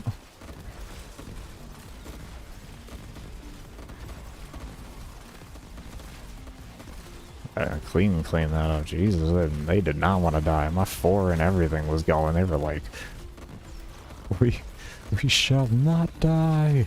Okay, okay, fine. I'll use every ability in my book. Jesus. I was about to start just pulling them to ragdoll them. Rest was a bit of a struggle, I bet. I bet. You grinding out any arcanes you got your eye on? That's something I've been meaning to ask people that are grinding those reps. You got any arcanes you got an eye on? And what you plan to use them for? Because some of those arcanes actually look really good. I don't have any of them yet. I'm gonna have to be grinding out some plat because I won't grind out the reps for them. I'll just buy them for plat. So I'll have to go sell some things. Luckily, I do 12-hour endurance runs, so I do have things always to sell. But yeah, I'm gonna be looking into some of them. Like they got the crit with overshield one. They have the reload one as well. The reload one has interest me with Czar and might replace Prime Fast Hands, which would be nice. It might become better then, because of just what you can overall add to the entire build then in the way of mods. It might overpower Merciless, though I'm not 100% on it. It probably won't. I'm thinking that might be a good spot for that. There are a bunch of arcanes. Yeah, I know there are a bunch of arcanes to grind there. That's why I'm like, I'll look over to the ones that I'm interested in, and I can watch some videos of watch them in play and get an idea if it's something that I want. And I'll go ahead and buy them fully ranked. I'll let someone else spend the time doing that, and then I'll reward them with plat. It's just not my gig. Not my gig. What's up, Lex? Dissipate for energy seems good. Yeah, 240% reload. Yes, Gamble. Yeah, that one. I was thinking about that one for Czar. I would think it might make it like a really viable weapon in the way of like keeping a good KPH that can keep up with like melee and weapons like Brahma and stuff like that. Because if your reload's fast enough, your rate of fire goes up enough to where you can really get those slashes stacking and just get those kills rolling out. Dissipate though, huh? Let me take a look at that.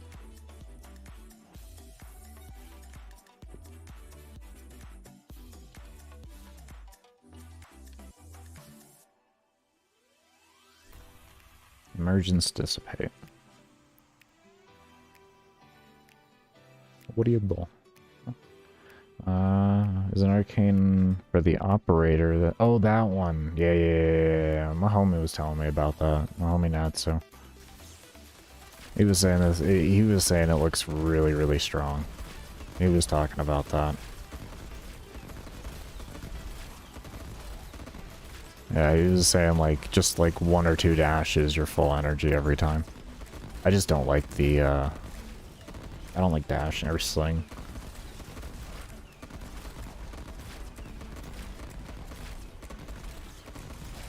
I could see that actually. I could definitely see that.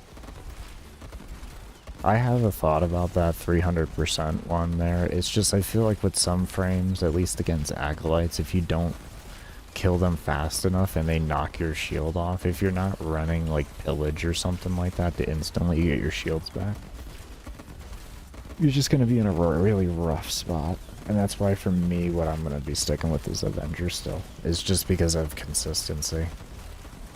In group play, different story. I think the 300% crit chance in group play has a phenomenal use behind it.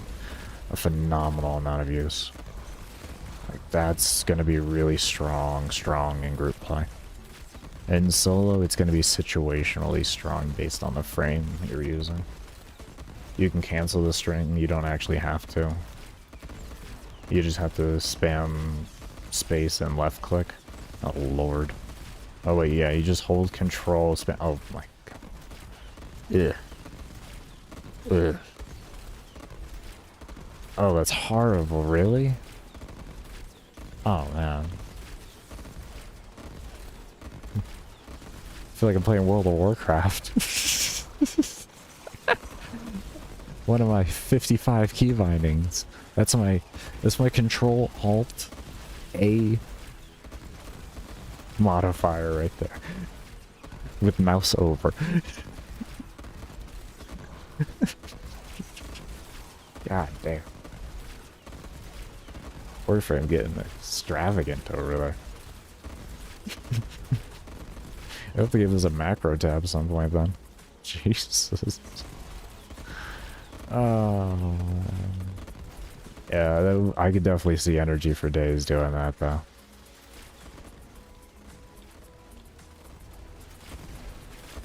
Does auto-click work? What do you mean? Are we talking about auto hotkey, or are we talking about the the toggle feature that Warframe recently put in?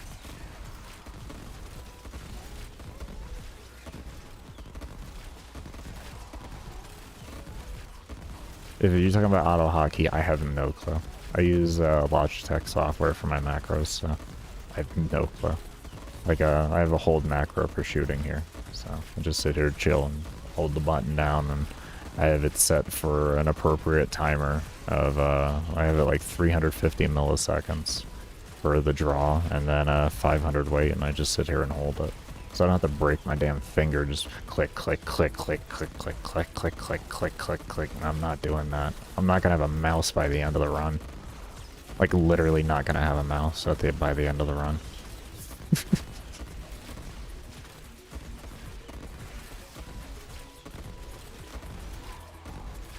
Could just chill and yeah. I mean, and I know people that use AHK and all that. I do. I choose not to go that far with macroing and all that. Like, I got bad like wrist and hands and all that, so I can't be clicking like crazy, but I can hold a button down and stuff like that. I don't want to be making like crazy auto hotkey scripts and all that. So I have hold macros. I think Warframe should heavily, like, I like that they just say, you know, I guess use at your own risk. So it's kind of one of those things where, like, if you've abused the ever-living life out of the macros, then, you know, you're probably going to get banned for it. But if you just do, like, reasonable makes of macros, you know, like people used to do with the Void Dash, the pull-in Arcane when back with like right before this changes and all that, you had people do it with Orgris so that you could turn it into an auto fire. I mean, there was a bunch of little macros that people made and all that type of stuff. I had a macro for mag to spam cast 2 and shoot. A beautiful macro, by the way. Oh my god. Because you're just constantly collapsing your bubbles and making them blow up and do just massive amounts of damage. Because after 3 casts of a bubble, if you don't have the augment, of course, it'll collapse the first one that you cast.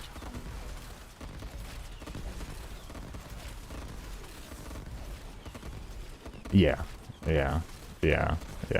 That's why I take frequent breaks. I actually do have carpal tunnel. But mine's mainly from World of Warcraft and Diablo 3. Diablo 3 was rough on me, but WoW was really rough. Because even though you have macros and WoW and everything, you still have, like, I played back in the day when you had, like, 50 key bindings. You know? I played Arresto Shaman back before they nerfed, or before they made all, and condensed, like, all the totems and made them all easy. You can imagine that. And then I played a Hunter as well back in the day, before they simplified the traps and all that. A whole different thing, you know? Like, Shamans had, like, just in totems alone, I think we had, I think it was 5, 4, 6, 9, 15 to 20, somewhere around there. Just, like, key bindings, just for all the damn totems. And I had, like, Chain Lightning, Chain Heal, Lesser Heal, Healing Wave, different ranks of Chain Heal because it's back in BC. Going duo with anyone. I mean, I've done some duo lives and everything like that.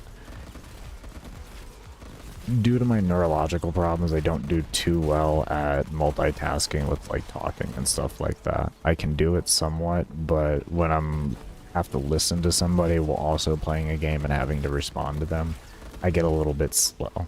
So that's just due to neurological problems, like I said. It's better than it used to be. Before I used to have seizures from it, so slowly progressing. Took years, but we did it. But yeah, I just get a little slow and bad at playing. And, well, no, I can do that, Lex. I can do that. It's very simple. You just set up rotational groups. It's very simple. My girlfriend and I do that all the time when we used to do endurance together. And we would just set up, between her and I, we would set up 2 frames that we could solo on. And then the other one can just take a break and walk away and go do whatever they want to do. And then come back, and then the other one can swap and all that. You just have to have confidence in the other person that you're playing with, that they can keep you alive and keep the situation going. That's really what it is.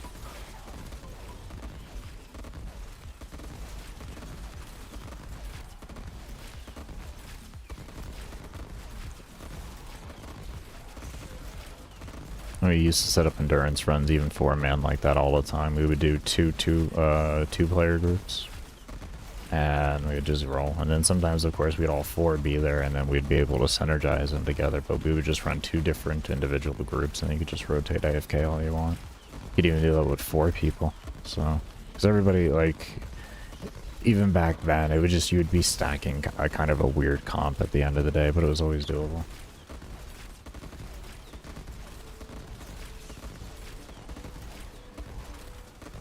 And back then, though, you did have to use capsules more often when you did stuff like that, because you couldn't run necroses if you actually wanted a 4-player, or a 4, like, everybody could rotate out freely without really having to care. So you could have 1 person there just chilling doing the run and have 3 people AFK.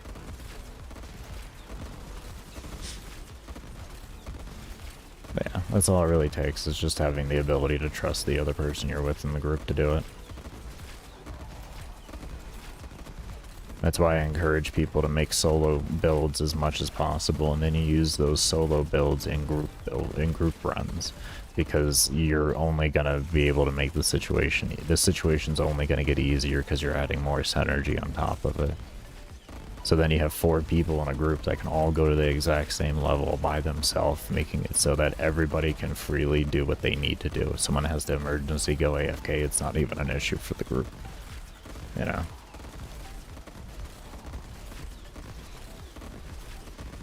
Well, I mean, the whole thing is like, on occasion, everybody has to go AFK. Like, you gotta pee. You do a 12-hour run, you gonna tell me you ain't peeing? You know what I mean, man? You ain't peeing for 12 hours, so you gonna get that, you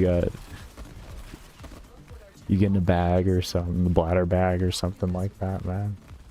Got a catheter.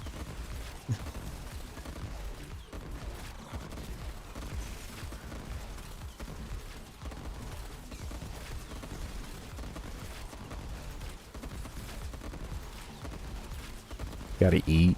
Gotta get up, get some food. I guess you could not eat for 12 hours. That wouldn't kill you. It'd be annoying, though. Hunger is a horrible thing at breaking your concentration.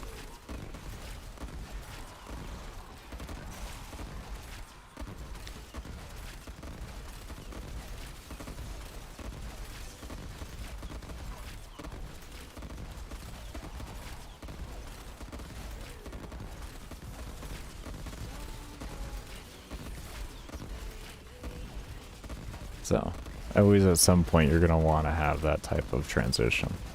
Pretty much what I'm getting at. That's why I don't do most duo runs and stuff like that. It's just, it's a lot of hassle and work. A lot of hassle and work. But I like solo better. You just pause, come back whenever you want. If you play on, especially if you play on a computer, it's so nice because you just minimize the game and it runs in the background, so it uses very little resources on your PC. Like, I can run Call of Duty Cold War at the same time with my i5, what is it, 2060?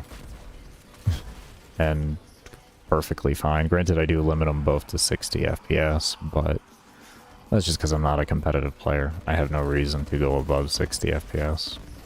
I'm not playing for money. You don't need more than 60 FPS if you ain't playing for money. Or if you don't have large ambitions of being a real competitive player, because it's essentially playing for money in my eyes. You're building up towards it.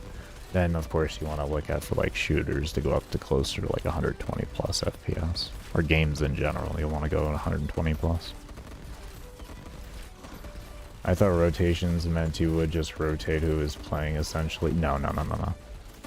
It just means you can freely walk away when you need to. You can have, like, if you want to have a strict rotation like that, I would have to guess then you'd probably be doing something like a 72 plus hour run then. Like, you would have to be doing a multi-day run for that. But anything under, like anything at 12 hours and under, you can just have free AFK rotations, just as long as you have it set up for an idea of like worst case scenario, only one person's there out of 4 people.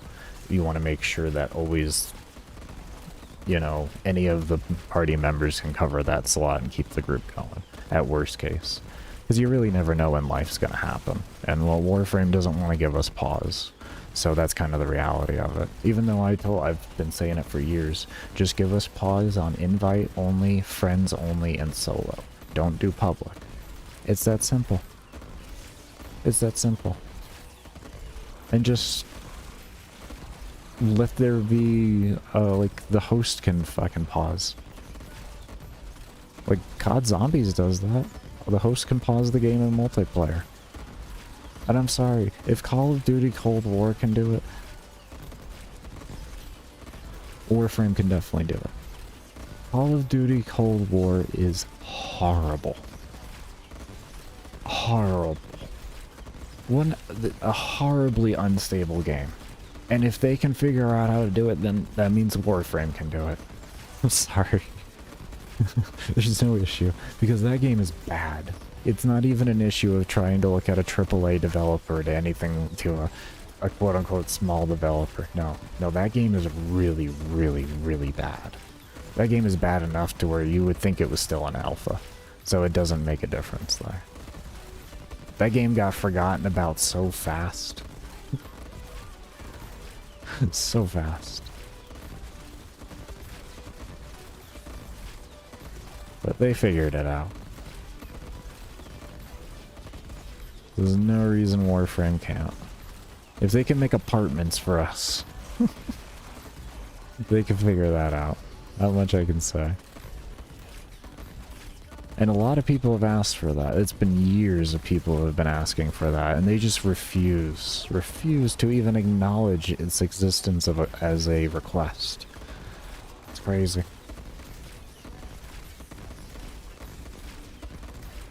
One thing I also asked for was saves. Like, you know how in World of Warcraft, when you leave a raid, you get a raid ID?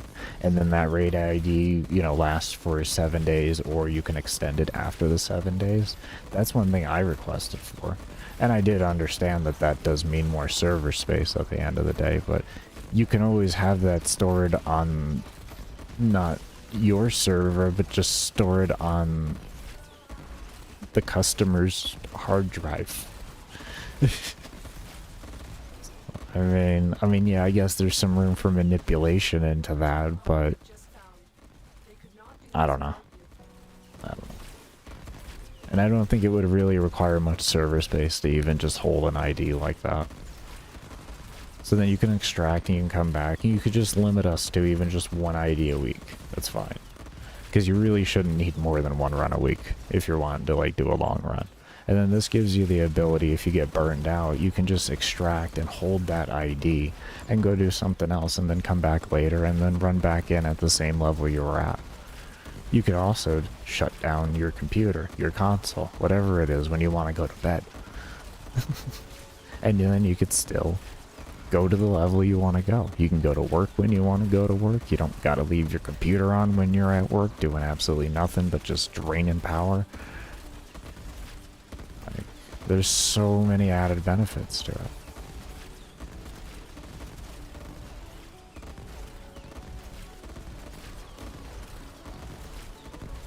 is. As I always say, with games like this that don't have that type of system, and they try to act all progressive. How progressive are you really when you don't even think about the environment? And I can say that faithfully because they don't give us a very feasible way to hit level cap besides having to do unreasonably long runs. Disruption doesn't count. It's just one game mode that doesn't even encompass of what the hell a survival would look like.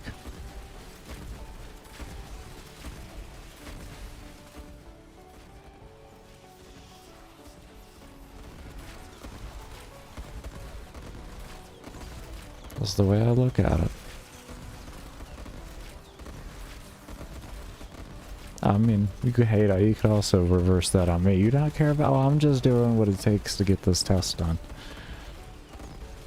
I understand the consequence I'm making there, but I'm just playing by the rules given to me.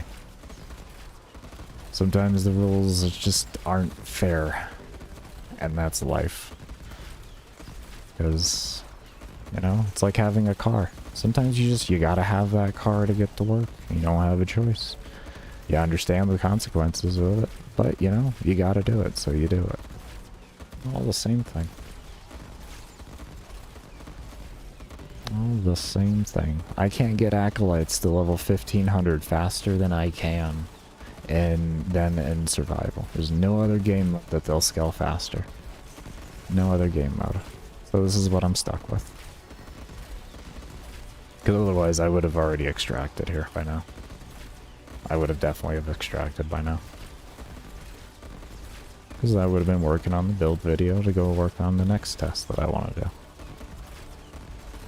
So that's why I love Warframe, is just the thrill of the test and watching the completion of it. And for me, the completion is at least level 1500 acolytes, because that's when their armor and their health start to scale at a very high pace. Like, they start to become a little more difficult to kill. So it's always worth it for me to take them to that point to be able to see. Like, so level 1700 for me is like the perfect level.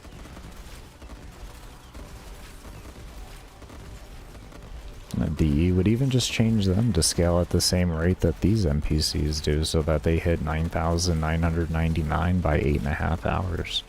I'd be fine with that. Apparently, though, acolytes can go past that level cap. I got sent footage I have to take a look at later of a level, like, what, 12,000 acolyte, I think you said, Gamble, or something like that? Which is wild. What? An endless mode without objectives other than to simply survive. You hate managing. Well, I mean, the whole thing with that, Lex, is what you're trying to figure out then is you're not trying to manage your O2 at that point. You're trying to create enough kills per hour in order to make O2 an irrelevant thing. That's where that comes into play, and that's how you revert, and that's how you get around that. But if you mean like you want a mode to where you can use pretty much any weapon you want, and as long as you can eventually kill the mob but also stay alive, I can get you on that, and I can support that. I can support that fully.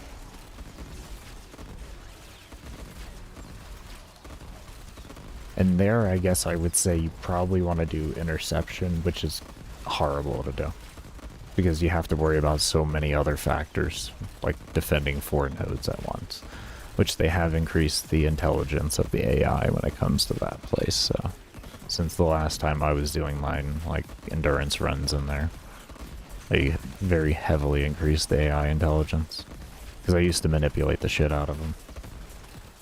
You just make them go to only one node and you just CC them for like 45 years. Because back in the day, the NPCs were so dumb that the first node you cap was the node that they would hit 99% of the time. There was like a very small, like maybe one mob that would go hit one other node, and then that would be it every time. So it was very easily abused. I used to run on old school Zinni, and I would cap B, which was the second story one. And I would just sit on the bottom floor, right over near C, and spam some type of CC ability. My usual go-to is either Frost or Rhino for those. So I'd Roar Stomp or I would spam Freeze. And then with Frost was great too because the globes would also, it didn't just slow down the enemies, but it also slowed down their hacking time. So they took 50% longer to hack an objective. So it gave you an immense amount more time to be able to get all 4 nodes before you actually went back even solo. Or had to go back to interrupt the node from being capped.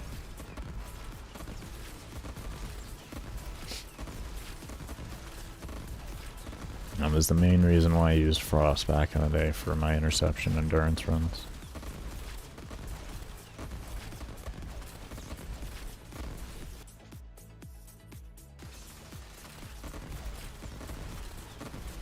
I had to alt tab real quick there. My OBS decided to not be on the front, so I couldn't see if I was muted or not. Plus great.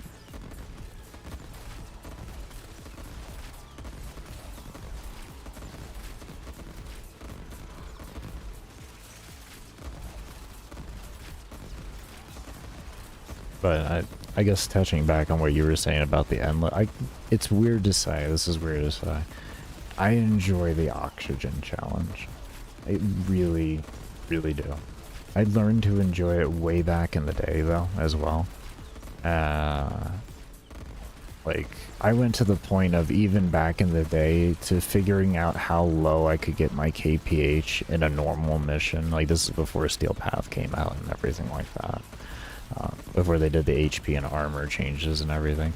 I went to the point of trying to figure out how low could I get my kills per hour while using oxygen capsules to keep my oxygen at no lower than 60%, which I found out was around 1900 kills per hour back then.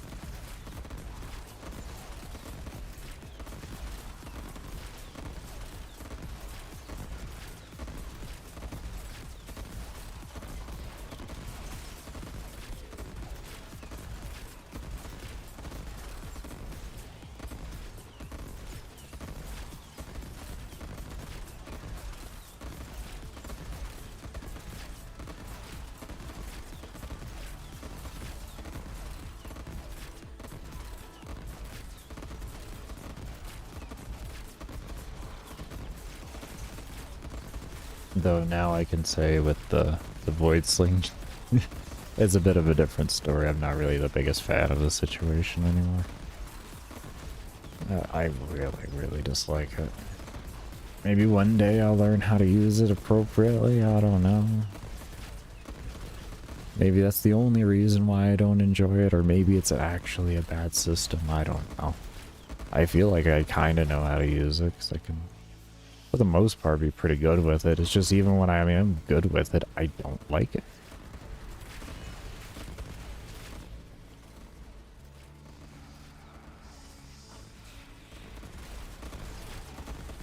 And endless for like 2 hours or so for me worrying about the O2 in the first 2 hours without some form of CC or funneling. Oh, okay, that's understandable. You just want to be able to chill and jump around freely and do whatever. That's understandable. Okay, I can get you. I can get you there. And because, you know, Blizzard cucked the hell out of Onslaught from day one and made it so that we couldn't actually have an endless mode like that, you really actually don't have that feasible to you. That's understandable. Okay, I get you now, man. I get you. Yeah. That's where EOS would have came in handy, but they screwed it. And that's what we all thought EOS was essentially going to be, was just this mass killing ground. But they screw over efficiency so hard in it, it makes it unenjoyable.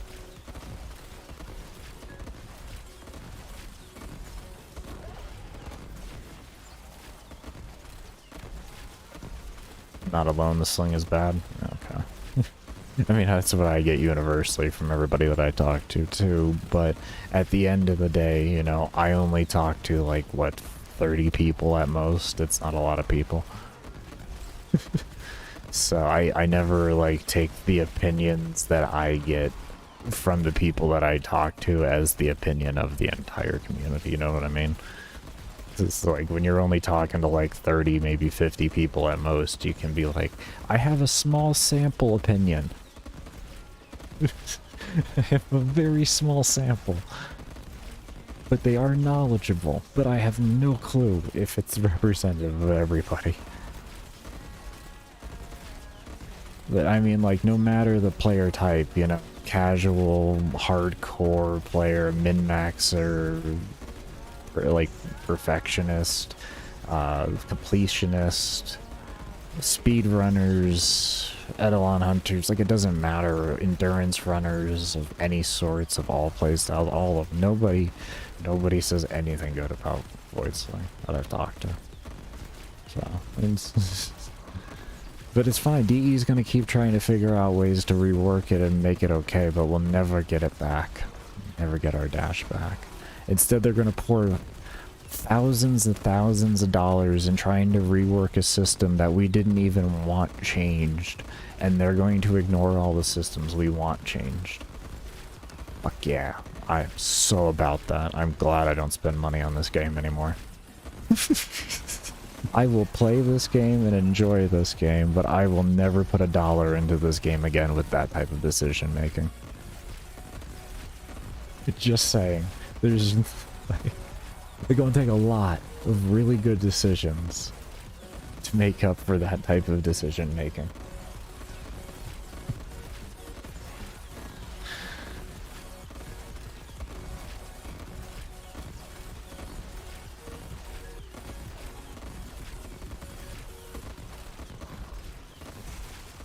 Because I have put money in this game. And between my girlfriend and I, we've put about $4,000 into this game. So I can speak like that. I have whaled Warframe. I have whaled it. And that's because back then, for the most part, they were making decent decisions. And I also did a lot of giveaways back then. Most of the plat that I bought I gave away. So. Some of it I would buy and use to get like a world record because like I wanted a ribbon or something like that. Shit gets expensive sometimes.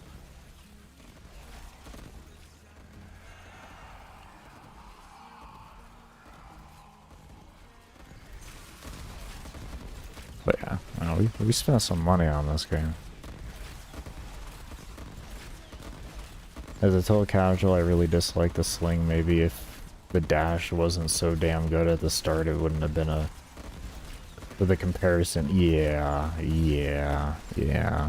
Like, one of the biggest things I think about is they just need to take off the delay. All the delays that they put in, they need to take those out. And I think we may enjoy the sling. But I think because of the delay that they put into everything, it makes it horrible. And I think that's the real true problem, is that it's too clunky and it goes against what Warframe is, which is a fluid... Warframe's like water.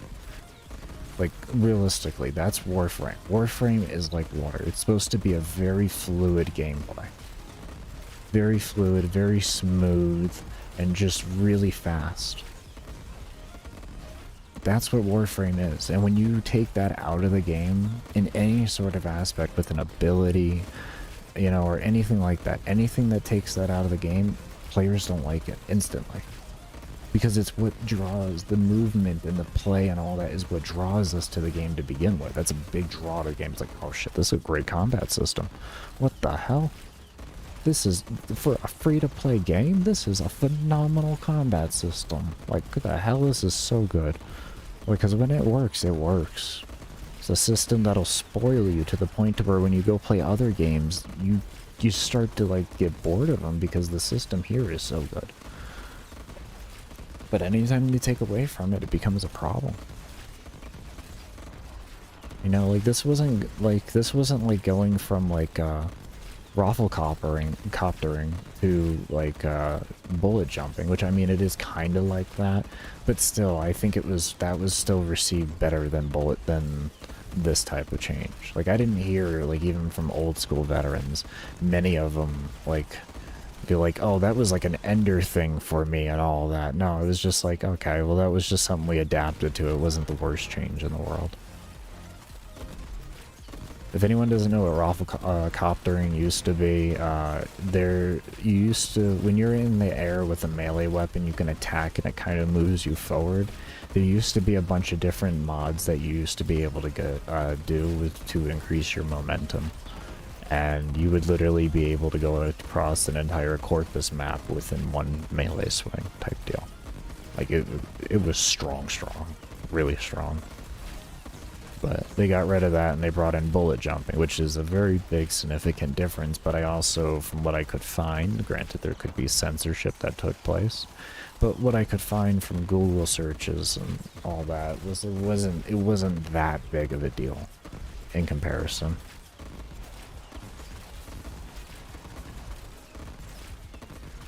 This sling is the future for the I could see that, actually. All the delays and everything makes perfect sense. Holy shit. No, that actually makes sense. That's like, that's something that can seem reasonable. That would seem reasonable. Wow. What?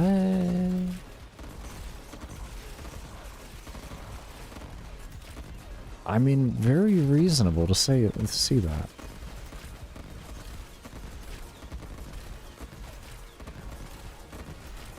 Because then they can just click on the screen where they want to go with that, and it targets itself towards it and slings it directly towards it.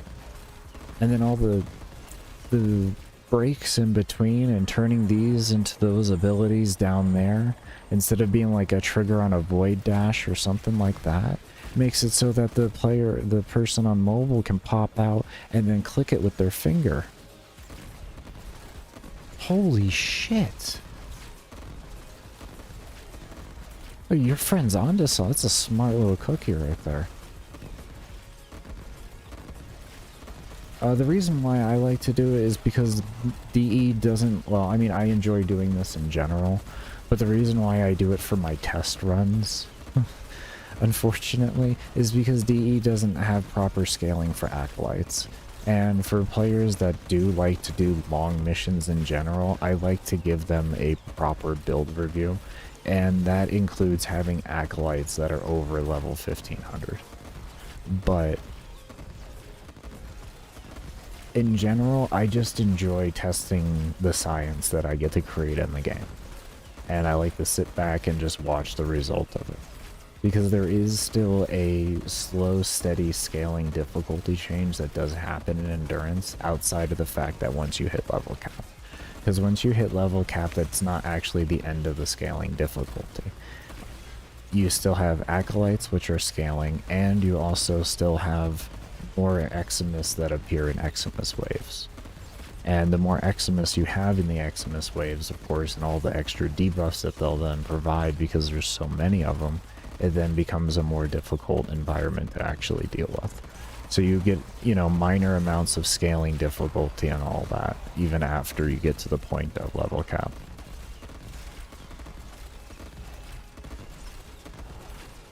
It's really, you know, at the end of the day, it's just about your own personal goals. Warframe, the game has no end game to it, and the only end game to Warframe is what are your personal goals. What are the things you want to personally have as your goals in the game? Is your goals to just grind out as much loot as you can and just have billions of resources?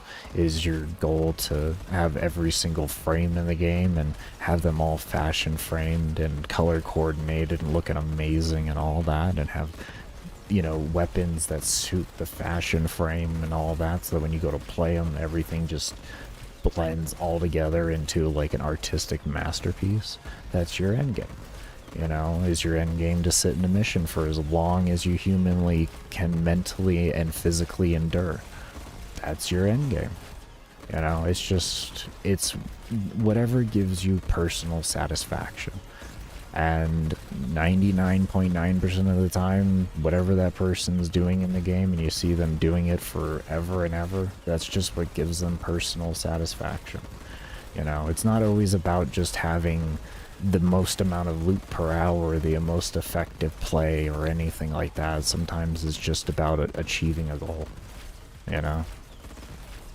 But yeah, that is the beauty of this game, and I think what makes people still come back to it on random bits is just because the amount of different goal setting that you can have in this game is just insane. You have the new rep factions out, so you got to get all that stuff together if you're a completionist and everything, and that'll keep you away from doing anything in the game for a while. You won't be doing anything else in the game, you know, and then you quit the game for a good little bit until some new content comes out for you to grind and everything. But yeah, no problem. No problem. I know some people can get a little pessimistic on answering like that. Even people that don't sit in missions for 12 hours are probably some of the worst offenders of being pessimistic to people sitting in missions for 12 hours. It's like, and my question then becomes, how can you do a rescue mission in the void for 12 hours cracking relics? How can you reasonably do that? How can you sit through 30% of your play day as loading screens? That would be my question to somebody who can do that. How can you have most of your play time be loading screens because you're getting in and out of missions so fast? I like to play the game. I don't like to sit through loading screens all the time. I don't know about you. You know, and the only thing that changes for me outside of that, it would be tile sets, and I don't really need a change of environment that bad to keep entertained. So, that's something I've always wondered for many years. Like, how can people do in and out missions like that? How can speedrunners practice a speed run for 20 hours straight, pretty much, and it only takes them 15 seconds to do the run?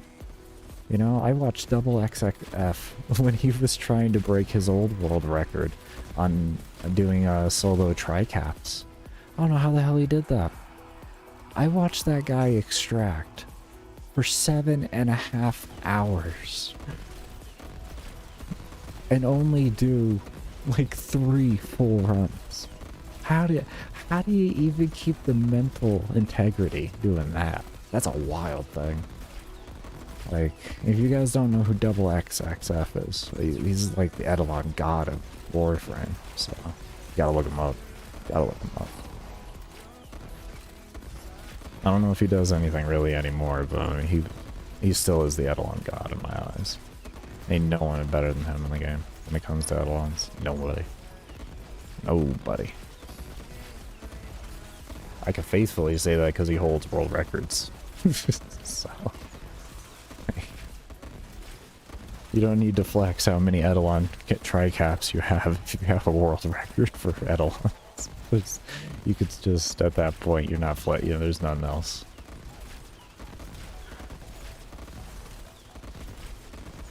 Phrase play the game just becomes related. Exactly. You just play the game. You enjoy just playing the game.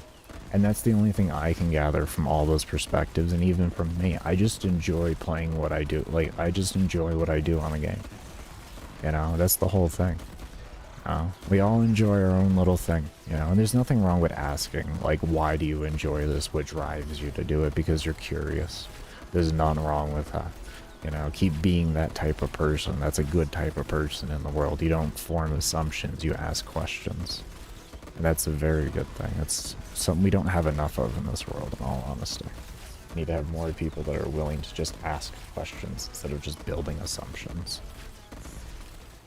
So, very good on you for that. I thank you for the question. You know, that's the reality of that.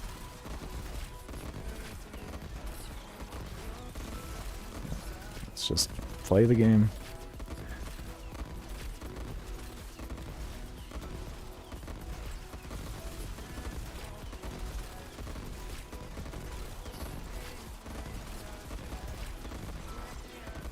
But I do also understand that I'm a very small minority in the game.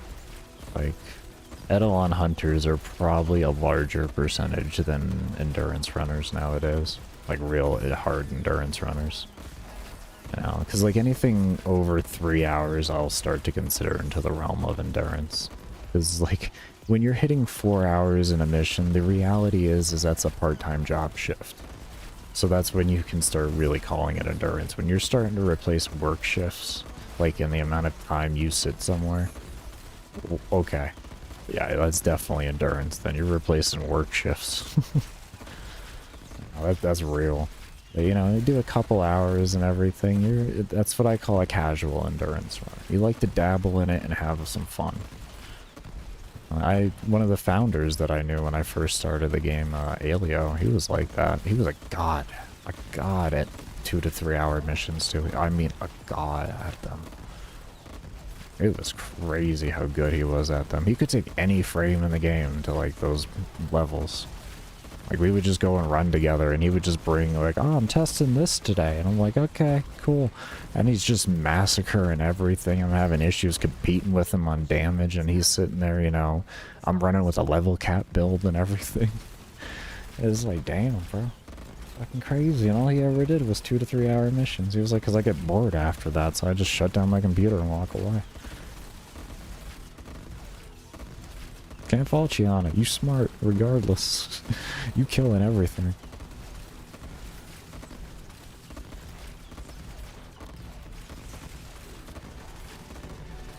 It always has been the great thing about this game, and I really hope that they never get rid of that great part, is people have their own individual sections that they can shine in and just be amazing at. Fashion Frame and Captura even has its own amazingness behind it. Some of that Captura work is literal works of art. Literal works of art. You know, like, what's that YouTuber's name? Does the really, really good capturas and did like the level cap series and stuff. Not so much series, but did level cap builds. Zen something? I don't remember. I don't really care for his builds, but he did phenomenal capture work is where I was getting at. I think he worked with, oh god, who was it that he worked with? It's the guy that made that Frost video that was a parody of Zen's videos. I can't remember. But I remember he worked with him on trying to do better capture and everything, and I obviously took the information well. But yeah, like those two guys, they do phenomenal capture work to where like their capture shit is like, I don't know, it's better than their builds. Builds too gimmicky for me. That's really what it is. It's not that they're trash builds, they're just too gimmicky for my taste. That's all. I guess maybe outside of his mag build, but I mean that's just mag is where all he did. He just took mag and put something with punch through on it and then called that his idea. I mean, I watched Summit do that years before he did with Meridetron, so it never really made a difference. But it was with Penta. It was just a different version of that. It was like me with Lanka. It was just a different version. Speaking of questions, can you elaborate on how properly shield gating on squishy frames without funneling them into it? That's a rough one to do. Essentially what you're going to be wanting to do with that is utilizing a lot of rolling. A lot of rolling. A lot of rolling and a lot of CC and really, really, really good situational awareness. Because trying to like keep yourself from getting hit from behind and stuff like that is damn near impossible. So it takes extremely good situational awareness. Extremely good. And I don't know if anyone really, like, I don't know if anybody in the world has that good of situational awareness. If you want me to be completely fair. I don't think there's a single person in the world that has that type of situational awareness. There's too many mobs on the map. It's like trying to keep track of Diablo 3, but instead every mob is just as terrifying as like the fire on the ground that you're trying to avoid at high GRs. You know, It's a terrifying thing. Everything hits you too hard to be within reason. You need lots of CC and you need lots of coverage of the CC.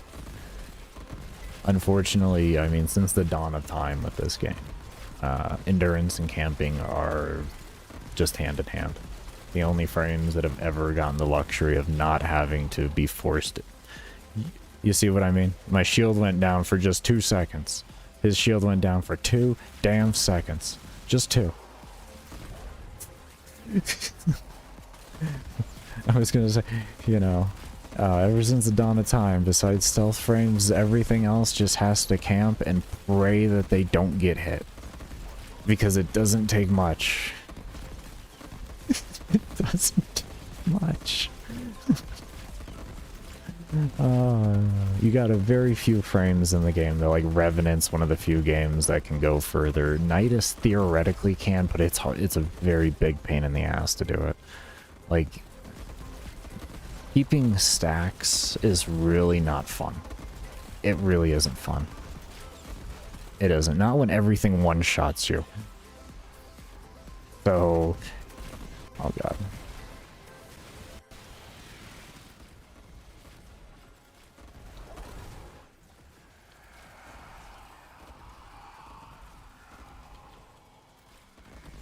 But yeah, it's just not enjoyable. It's kind of the reality of endgame here. We've asked for many years for that to be fixed from DE, and they just refuse to do it. Like, as high as you can go on player skill to as low as you can go on player skill, that type of stuff has been requested. Was for us to have some type of reasonable survivability against high-level mobs. Because even back in the day, like, over 100 is still a high-level mob against a lot of squishy frames. Yes, you can kill it fast, that's fine, but the reality is anything over 100 against a squishy frame is a terrifying time. Even most of the time, it's after 60. It's bad, you know? Like, you are going to get hit very, very hard. You know, and when level cap is 9,999, you're going to seriously tell me I'm not even 1% to level cap, and I'm already getting one shot? Like, it makes your playstyle very limited at that point, you know? Anybody that shows you that is doable, and they're not in a solo survival at level cap, don't believe them. I will tell you that much. If you use Hildron's Helmuth ability, that can help you keep your shield gating up in a more active playstyle, but it's going to require a lot of spam casting. And that's going to be pretty much your only real hope, is you got to find an ability that regens as much of shield as possible, as quick as possible.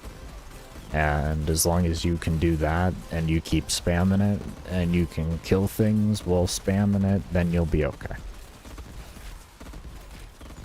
That's the best things I got for you.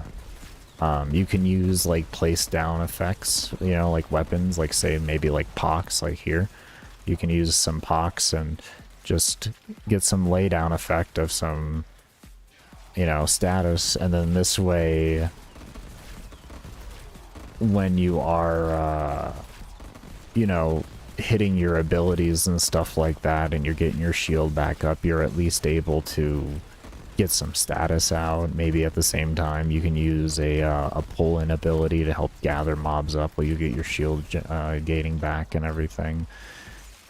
So there would just be little things that you would have to learn on how to incorporate in with what you're doing while you're getting your shield gating back, so that you can at least keep up your KPH. Because the difference between watching a disruption video that shows you that and a survival video that would be showing you that is the fact that they're able to reasonably keep up the kills per hour that you actually need to keep playing, which is a completely different story. And that's why I think disruption is, well, like, extremely out of touch, unless you just want to say, like, in group play this would be viable, because then I could say, like, sure, a solo disruption can give you an idea of what it looks like in group play in any mission. Oh, oh, oh, shit, shit, shit. Oh, look at that health. Oh.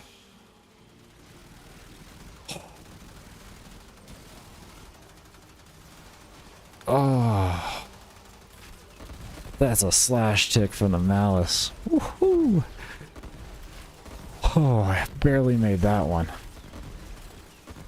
Oh, that felt good. Oh, I gave myself a slash tick. It was not friendly. Oh my lordy. Woo. We almost died. We almost died. Holy shit, that was close. I need to take a breather for a moment. Ooh. Oh my lordy. We almost died. Yeah, what's up, Dread? Welcome back, homie. Yeah, we started up around 3 hours ago. What was it? Yeah, around 3 hours ago now. When we started. Oh, man, I need to refill my e-cig anyways. Man. What was I saying? I forgot.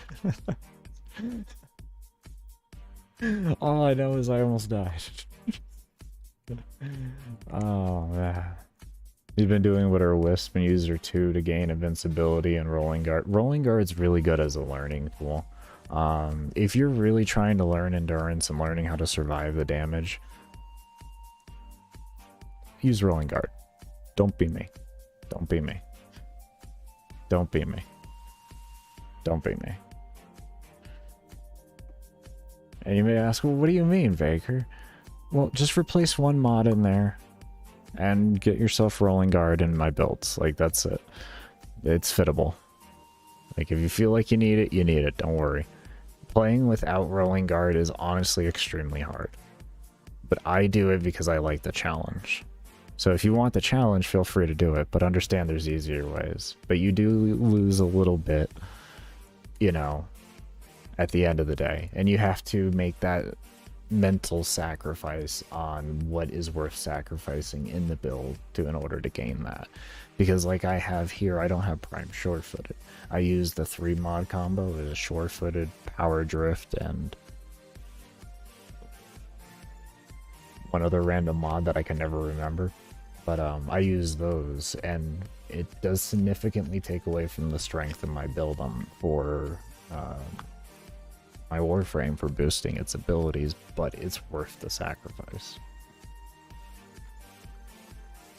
Just for me, I would rather take a little bit extra challenge instead of having like that much cheese for me. You know. This is like after I got shield gating, I pretty much like I didn't even use Rolling Guard when it first came out, and Rolling Guard came out before shield gating even was a thought of. Rolling Guard came out I think before Steel Path even. I know it came out with Arby's, so I think it had to have been then. Arby's were really hard when they first came out, I remember. They never changed it either, they just kept it going. They were like, I deal with it. It's hard, yeah, we know. It's like, wow. Thank you for saying that. I didn't do much of it though, but that's because I was still trying to even learn how to sit in a regular mission without dying to level cap. So I was like, I'm still learning to get to that arbitration level. It's great. It's great.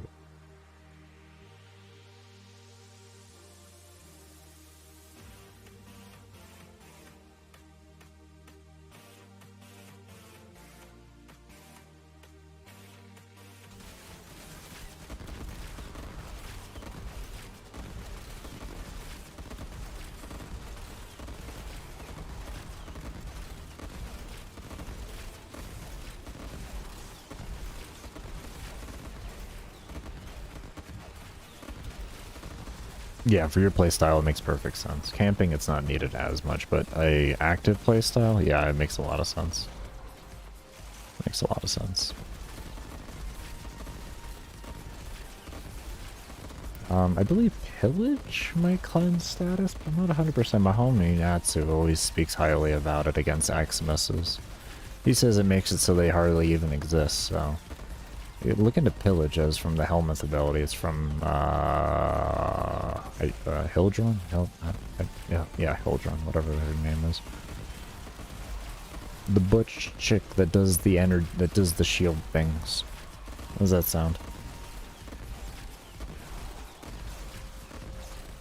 Butch isn't politically correct. I mean, she is very Helga-like, to be fair.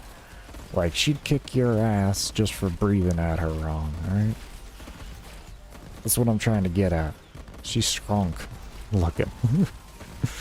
I wish she had some type of punch ability that was just like Atlas. Like, she looks like a chick that could just completely obliterate somebody with a punch. I want to see it. I want to see it, damn it. Does it work against Grenier? I would assume so. I mean, my homie plays Mott mainly. He lives in Mott, always has. So, it's like every bad... Oh, he did say Noxes weren't bad either. So yeah, he tested against them. He's not around right now, though, obviously. He's over in Germany, so... kind of understandable.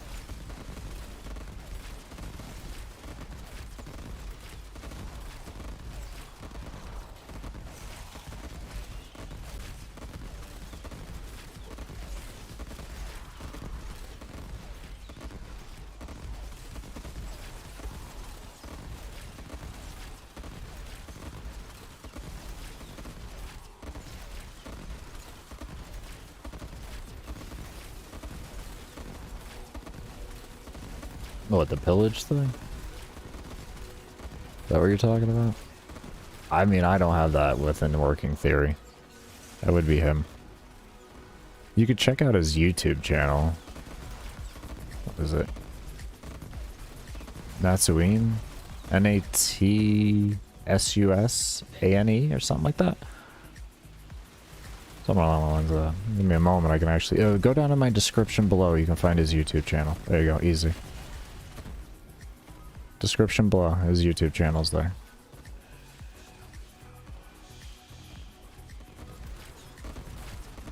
Nice and easy.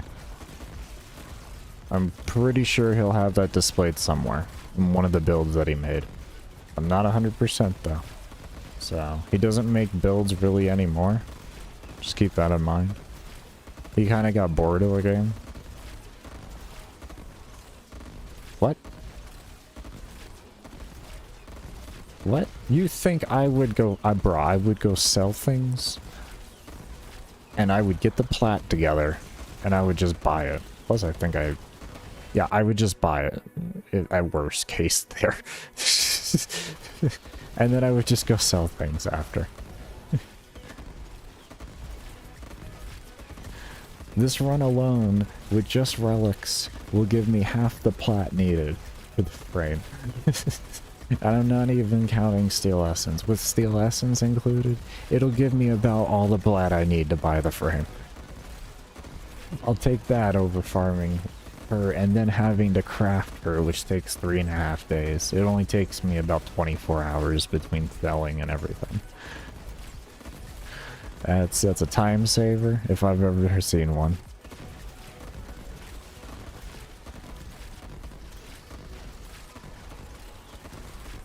You could make even more than that faster if you were to crack the relics. I'm just lazy. I don't really care to crack relics anymore. It's good plat, don't get me wrong, but I don't like having to... I don't like survival. I don't like endless missions on fissures because there's not enough mobs. And I can't sit on doing in and out missions for more than an hour to 2 hours at a time for like per day. It's really hard for me to do anything past that. Like, I get so bored, I just have to turn the game off. But like sitting in a Steel Path mission, like Arby's not too bad, but I get bored in Arby's even. So. Why am I in the solo clan of yours? Oh, that's my homies. That's Natsu's. That's why.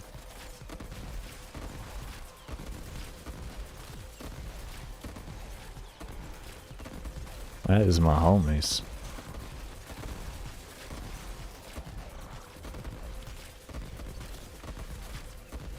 I used to be in, Floating Spaghetti Monster. I used to be in that clan. I don't know if you know that clan. I used to be in that clan. I was an officer in that clan on my old, account. So, but yeah, I was an officer in that clan. But when I made this new account, I just joined his clan because he has everything unlocked in the game. All the way back to Ignis Wraith. And he's been my homie. He's been like my best friend on the game now for 6 years almost.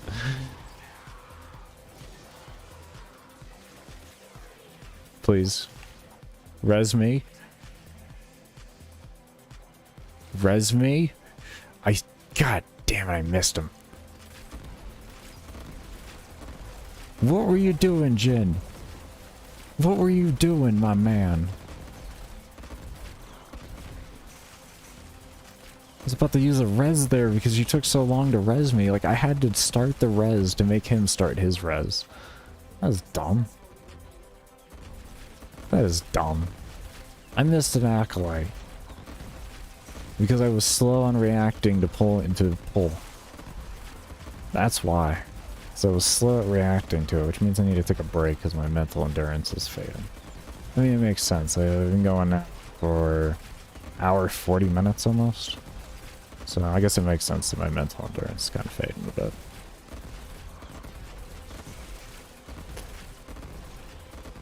Let me just go ahead and set myself up for a break there, though. Since that wanted to happen. I already know what that'll lead into. I'll be smart. Go get myself a snack, rest my wrist a bit, get some meds in me, all that goodness. And then we'll be back and we'll destroy this.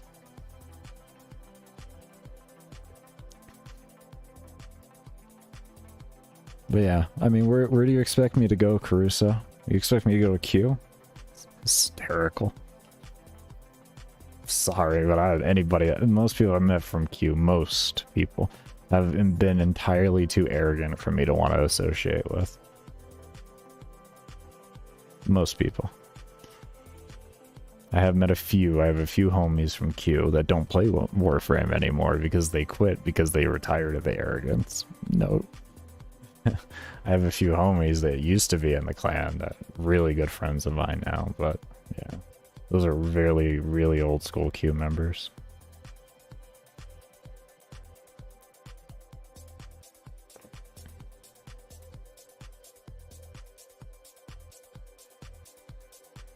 Resetting, what do you mean by resetting? With rezzing? You're telling me we have another pet that can res us? You're gonna go try and farm Hildron? Good luck. Good luck. Good luck, Lux, and thank you so much for stopping by. I'm gonna send all my good RNG to you. But yeah, we have another pet that can res us? I didn't know this.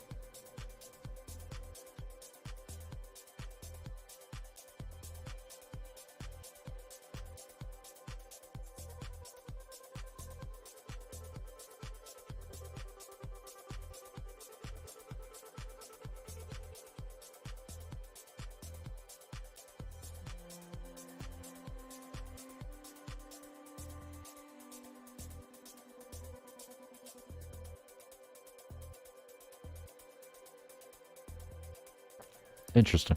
I am going to have to look that up, and I guess I'm going to have to probably go get one of those. Instantly, too, huh? Really, now? That is... Oh, man.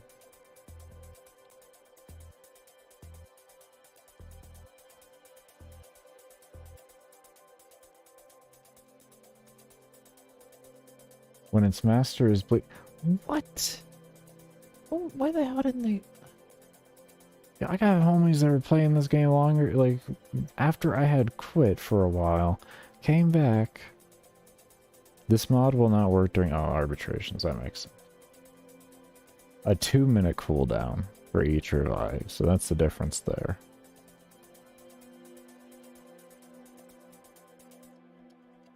Now here's the question, does this pet have a revive? Is this the Kavat that revives itself?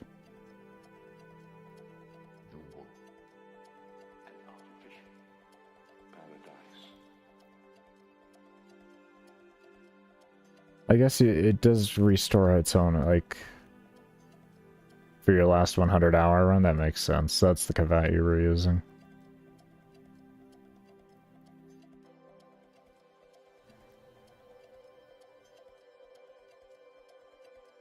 I was wondering which Kavat you were using, because it didn't look like the normal viral one. That makes sense now. Because it definitely, I was like, this doesn't look like the viral pet. I didn't think to ask.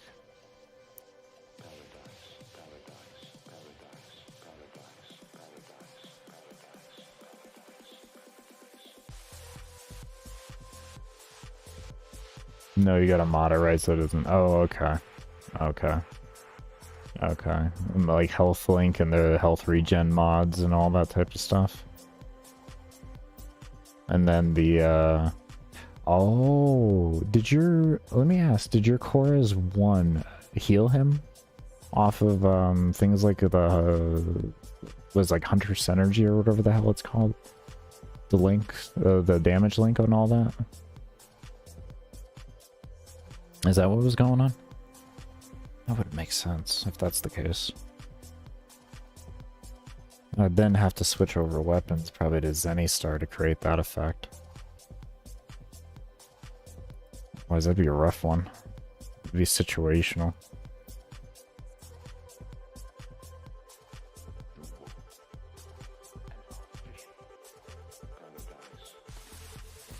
I mean, feel free.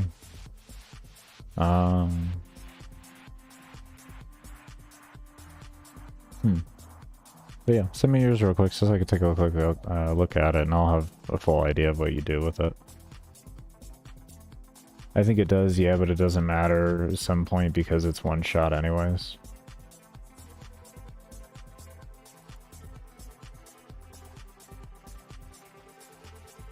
Well, no, if he's only sacrificing 20% of his health, he doesn't actually one-shot it. He doesn't get one-shot if he gets fully healed by the time he has to re-trigger. That's what I was getting at. Mischief tests invis and invincibility.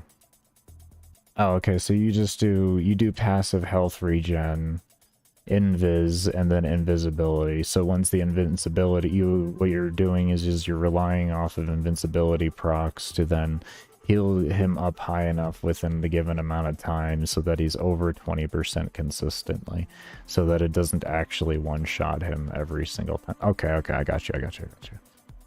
Okay. I get you on that.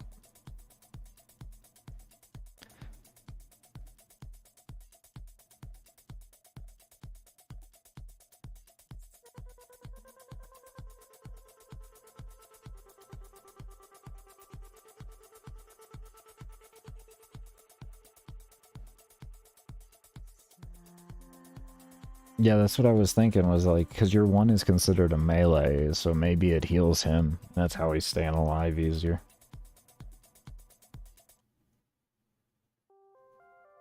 That's what I was thinking.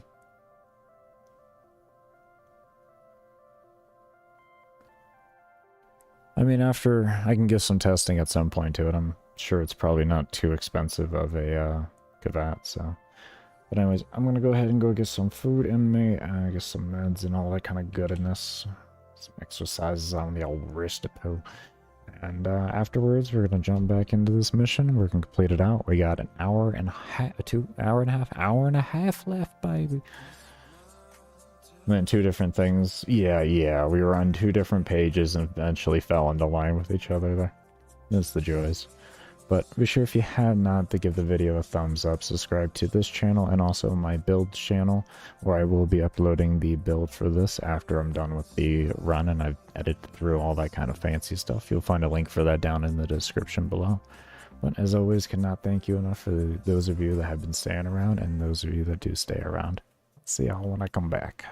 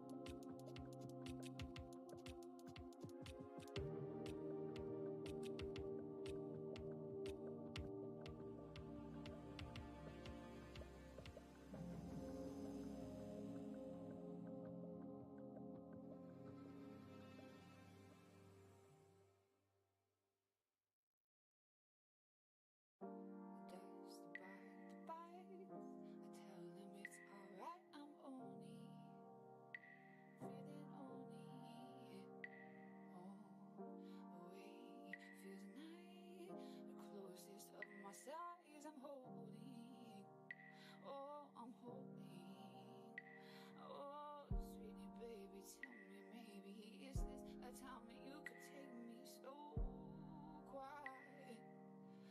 I promise I'll be quiet. Let's take once again. When my only friend, I'm floating. Oh, I'm floating down. He says I'm going. I'm not too floating round. Touch is only like the hands, they slowly got me down, down. The pillows at my touch. You ask me, is it too much? It's just right. It's just right because I'm touch is only like the hands, they slowly got me down, down. The pillows at my touch. You ask me, is it too much? It's just right. It's just right because I'm.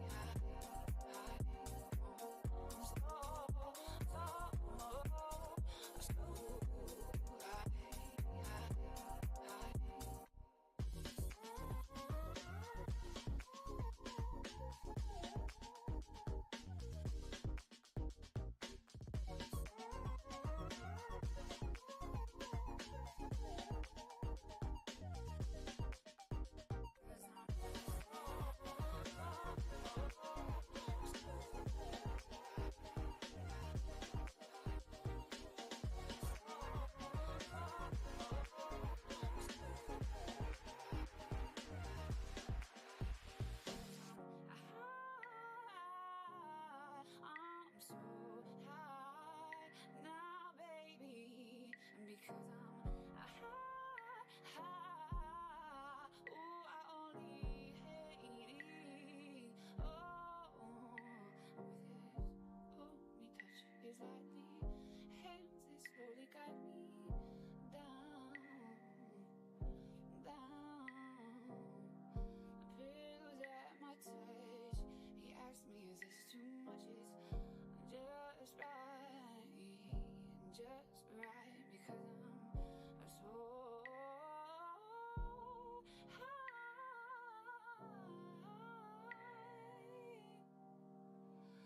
I'm so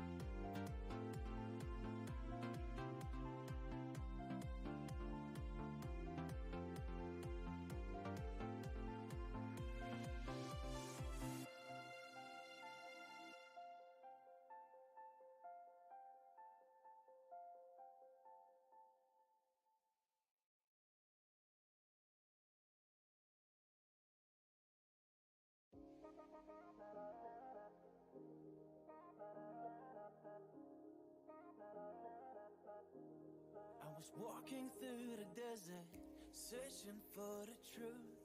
Left everything behind me, went looking out for you. Walking through the daylight and sleep under the moon. Why is every single sighting a mirage, the same as the moon? You're 1,000 miles away, but if you come while I'm away, stay tonight, stay tonight. You're 1,000 miles away, but if you come while I'm away, stay tonight, stay tonight, yeah, stay tonight. If you come while I'm away, yeah, stay tonight, stay tonight, stay tonight.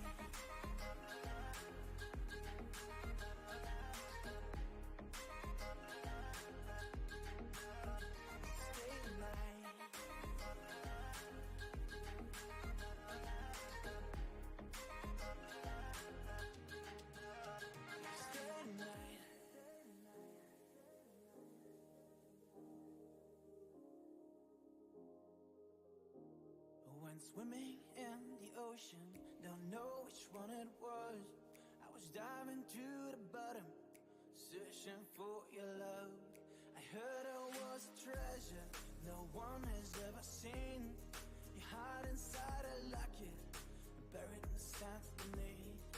You're 1,000 miles away, but if you come while I'm away, stay tonight, stay tonight. You're 1,000 miles away, but if you come while I'm away, stay tonight, stay tonight, yeah, stay tonight. If you come while I'm away, yeah, stay tonight,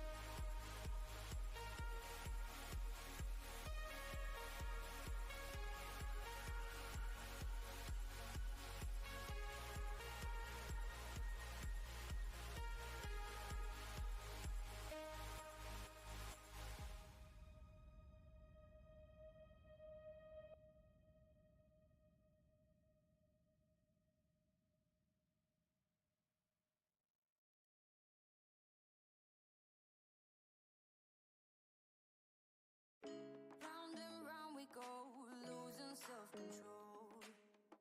I keep telling myself, but I don't wanna let you know. Is this what we become? Strangers on the run, looking for something, chasing the sun. All those days trying to find a place where you won't make them just be alone, be alone. All those nights lying by your side, like it's a vibe, feeling it shine under your spotlight.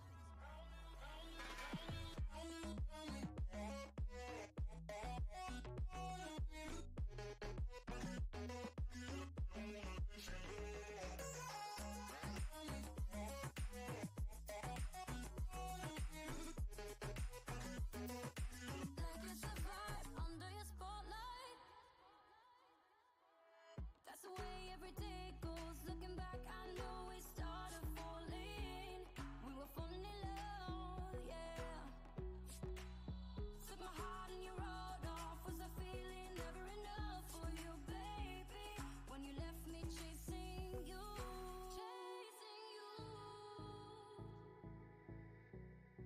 Trying to find a place where we can be alone. All those nights lying by your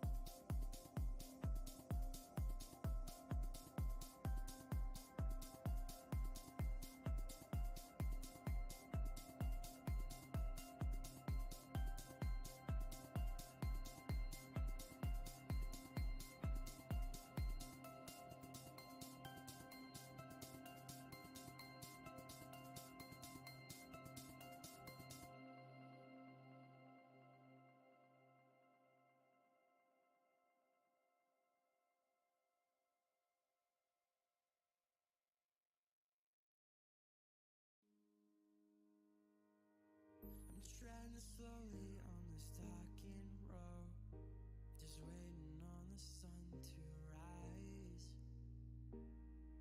I'm treading slowly on this docking road, just waiting for another try. Open up the sky so I can breathe again. Open up my eyes so I can see again. 'Cause ever since you left, it's never been the same. Through the smoke I see you wandering like I've never seen you before. Looking lost like a child who's never ever been here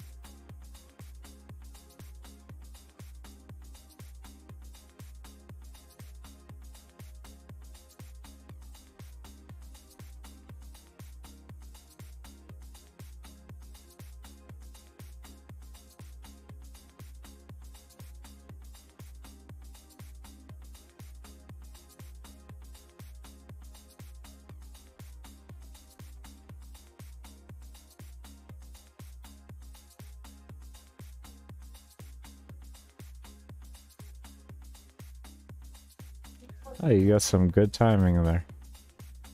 Got some good timing. I just got back. Just got back. Alright. I don't have to deal with the government stuff for today. Tomorrow we have to call a lawyer. Tomorrow we'll fix the search for a lawyer. Yep. That's it. That's what it is. That's what it is. You play a hardball with me, I'll just go get a lawyer. That's it. Ah.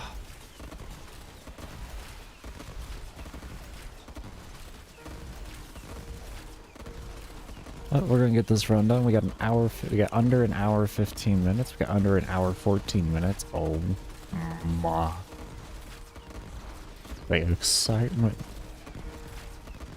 And then we'll have the run done.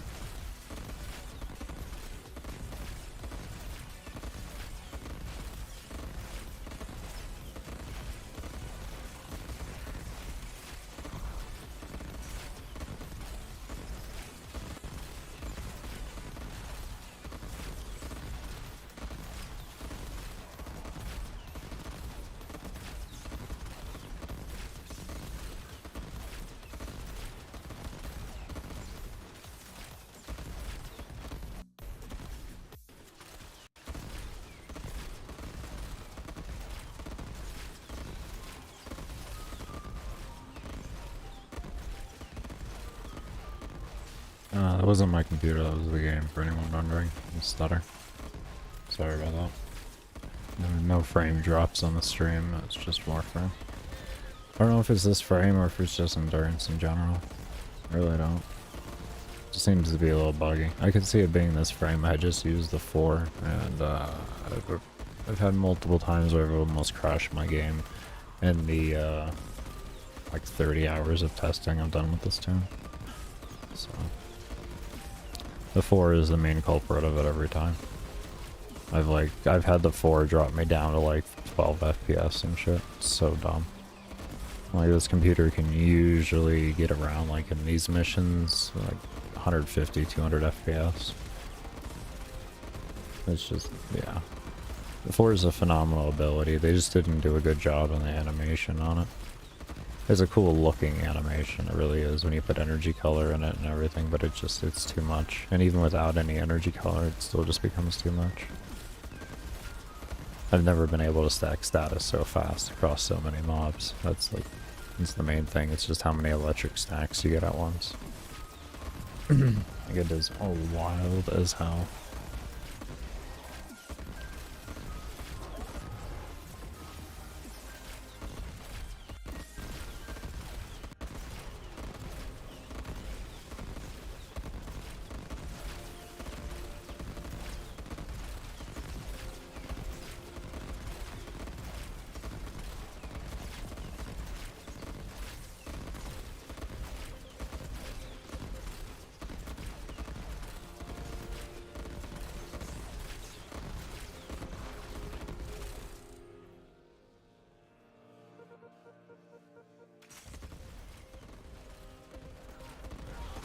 Yeah, I didn't crash. Jesus. Oh my. Oh my. Hang on! Come on! Walk with me! Oh man. Shit. Oh boy.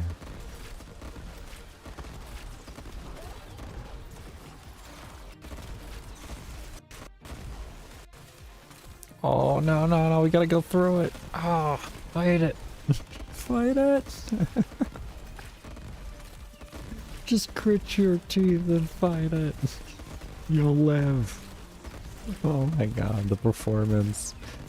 Ah, I don't even understand it. I don't even understand it. There's like no reason for it. No, there's literally no reason for it.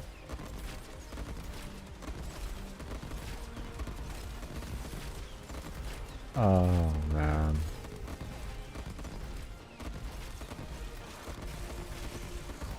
You know what? I'm gonna check my thermals. That's the one thing I haven't done. Let me do that. Don't crash. Alright, just... Alright, no, I need you... Yeah. Don't crash. No. Yes? Alright, you got it? Yeah, are you gonna crash? Yes, you are. Come on, really? Alright, whatever. You just do what you're gonna do. I'm gonna do what I'm gonna do. Let's see here.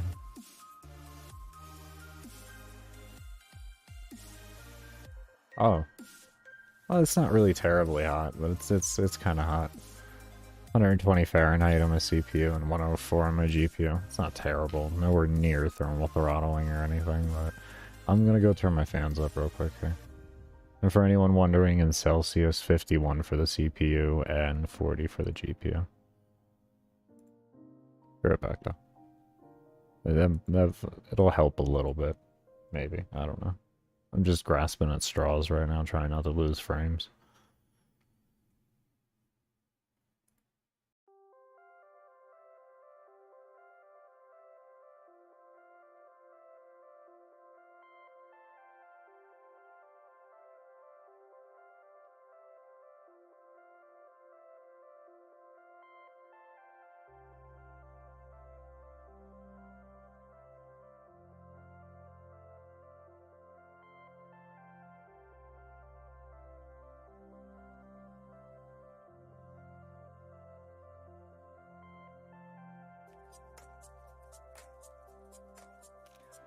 Alright, I'm back. Okay, good. The fan doesn't get picked up. Alright, that should work. I already feel a difference over here. Actually, there is probably one other thing. Hold on.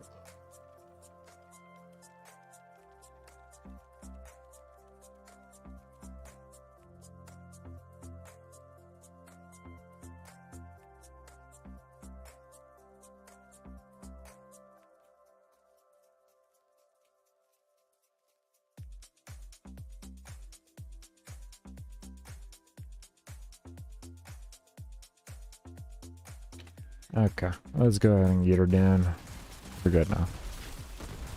I actually forgot to put on the main fan in my area to help pull the hot air from around me. So like the air that's getting pushed out of the computer, it just kind of stagnates around. If I don't have that other fan on, it helps pull it out and redirect it over to the what's it called? The exhaust vent in the house. And that explains it. So usually I'm able to keep everything under 100, like Fahrenheit. Should be like 30 cell or something like that, 35 cell.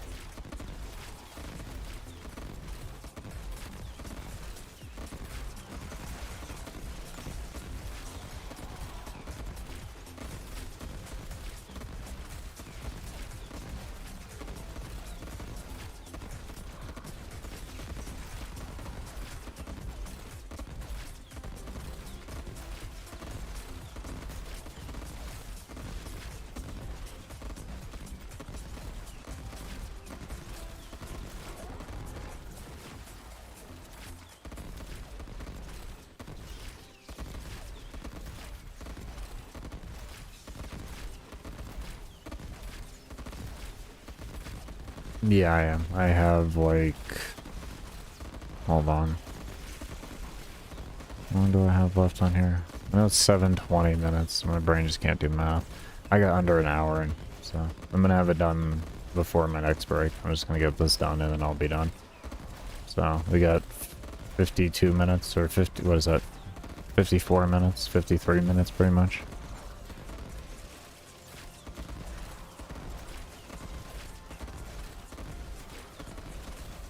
This would have probably have been done by now if I didn't have to deal with the phone calls.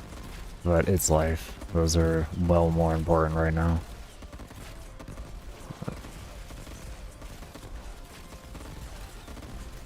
Yeah, 11 hours then, out of 12.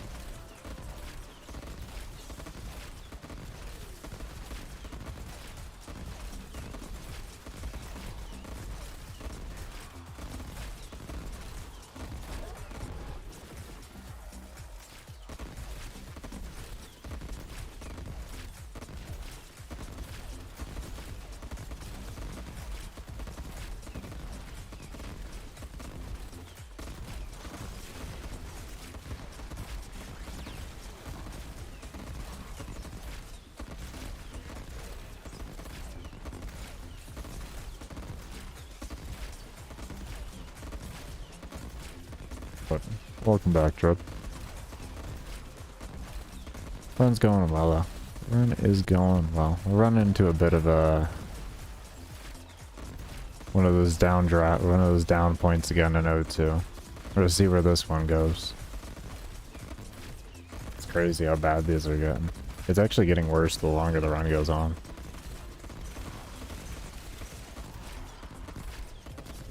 That's okay, we're slowly starting to get out. We're slowly starting to get out. It's more O2 than the last pull.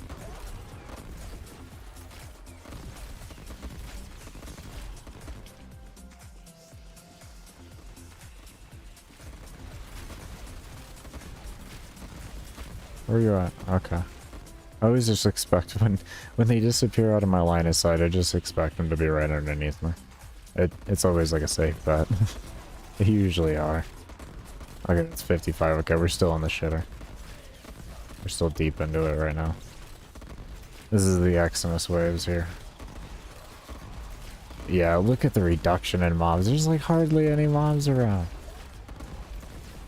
There they are. Here's a little bit more. Oh. Oh, we got a little more. Look at him. Look at him go.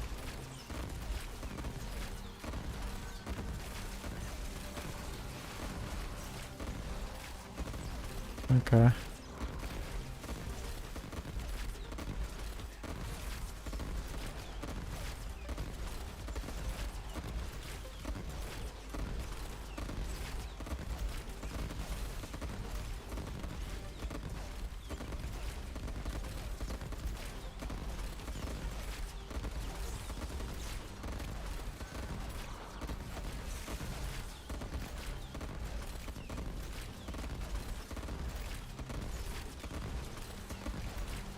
I just read what you said. You're glad I'm just past the 666 time?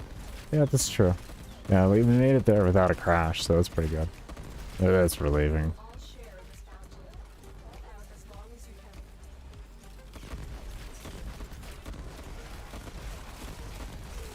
There we go. There we go. We're pulling out.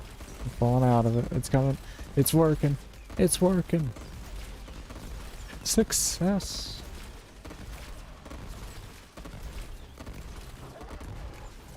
Oh, yep.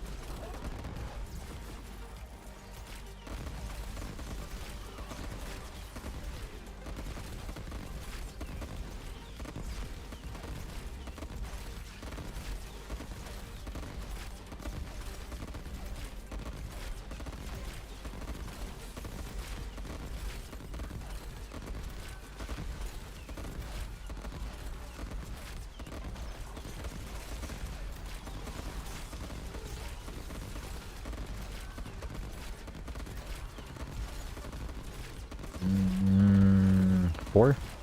4 runs? I think 4. I think 4. It didn't help that they changed Xmas in the middle of the run on me. Like, it didn't help any.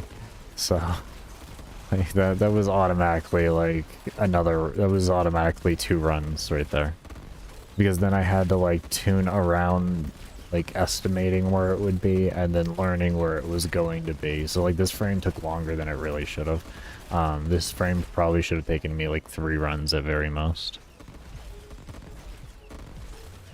I clicked with this run really quick, so, or with this frame. Like, it's just, it fits my playstyle and everything really well. I'm a huge fan of dots. I always have been. Like, when I played World of Warcraft, in my main time of doing rated battlegrounds and all that, my favorite class to run was Affliction Warlock or Moonkin. Like, I love dot classes. Shadow Priest was alright, but I mean, those were my 2 favorite, though. They were like dots, dots, dots, dots. And I just didn't like playing Shadow Priest because you were just trained the entire game more than you were as a Moonkin or even a Warlock. It's just really annoying.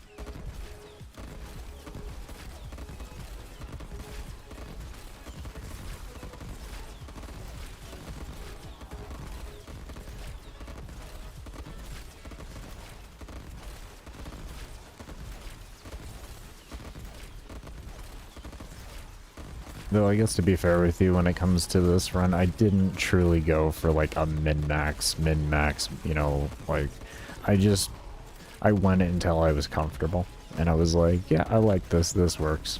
And then that was it. So like, do I feel like there's probably more I could do to this build? There's probably a little bit more I could do to it. But I just went till I was comfy. I was like, yeah, I'm comfy.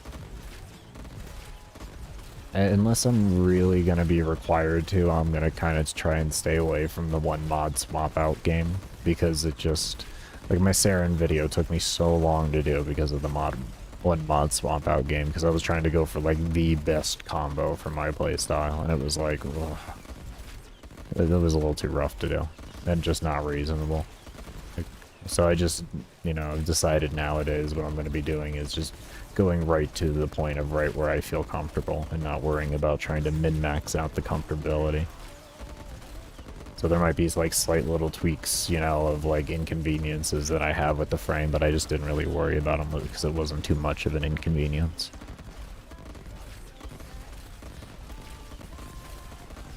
I can't say I have too many inconveniences. Lack of freedom of being able to spam, maybe?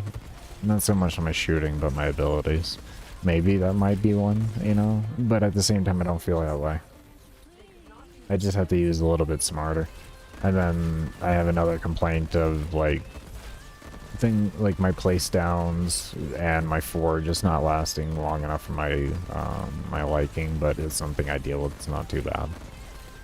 I feel like that's mainly, though, due to the limitations of my build, because I have to run the 3 mod setup for knockdown immunity. If I had Prime short-footed, both of those problems could actually be solved while still using my exact same build. It's always trying to fit in those 3 mods. It makes my builds really hindersome, and I have to, like, make really big sacrifices. And like with Saren, when I was doing it, trying to figure out what my sacrifices would be, or like any of my frames, it was just... It became too much of a hassle of trying to swap out one mod for another, and like sometimes having to form it 2 to 3 times just to fit in that mod for that attempt. And I say attempt, which means, you know, I had to, of course, remod afterwards to even go back to maybe the old one that I had done before, because it wasn't actually even that much better. I just went to a baseline of comfy, something that's just gonna work for me. And I figure I'll share that with people.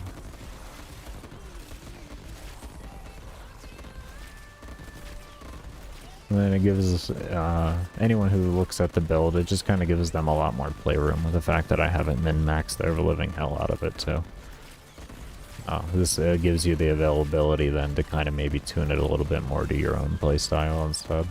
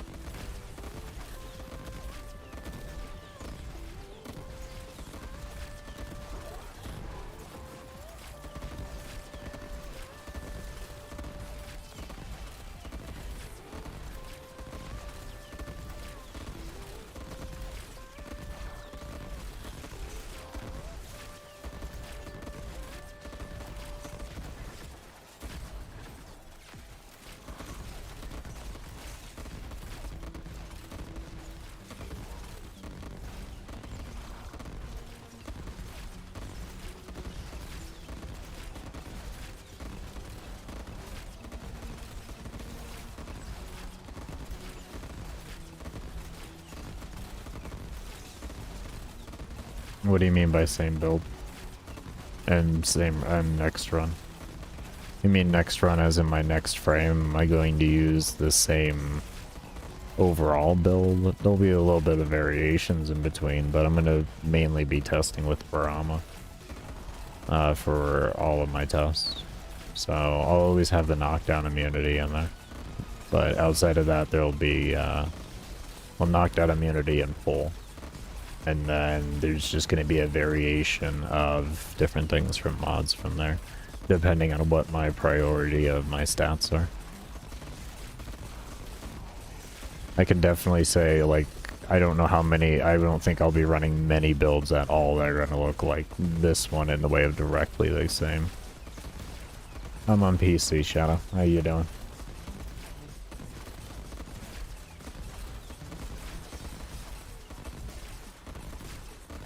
But the main reason why I'm using Barama is just because it's a weapon that I'm comfortable with right now. And if I have to go around changing weapons every time, it just makes it even longer that I have to get comfortable with everything. Because there's playstyles to every weapon, so... And then I gotta find, like, best helmet abilities for the weapons then and all that, and it's just... I'd rather not. I'd rather not right now. The safest way to play the game, I can honestly say, is with greedy pull regardless. When it comes to survival endurance, and the most sensible way to play is with it. So I'll just use that as a baseline, and then later on, once I'm done with everything, I already have plans to start expanding out into different weapon types. And then I'll already have a baseline understanding of all the frames of going to level cap with them on a regardless sense. So when I go over to use harder weapons, say like sniper rifles, assault rifles, pistols, melee, etc. Melee is not harder, don't let me say that. But go on to use other things that'll make an easier transition, because I'll already have an idea of with every frame that, you know, that I've already used, because I've already used every frame in the game. I'll have a better idea of who will be best suited for that classification of weapons. And it'll make testing a lot easier to switch weapons around. I don't like to change too many variables when it comes to testing things, because then it just becomes impossible to realize what's going wrong and where is it going wrong. And the more things you can keep stable in between all your tests, the better you can actually just get them done in a reasonable amounts of time. And then the easier it makes going down the road to actually expanding your testing field.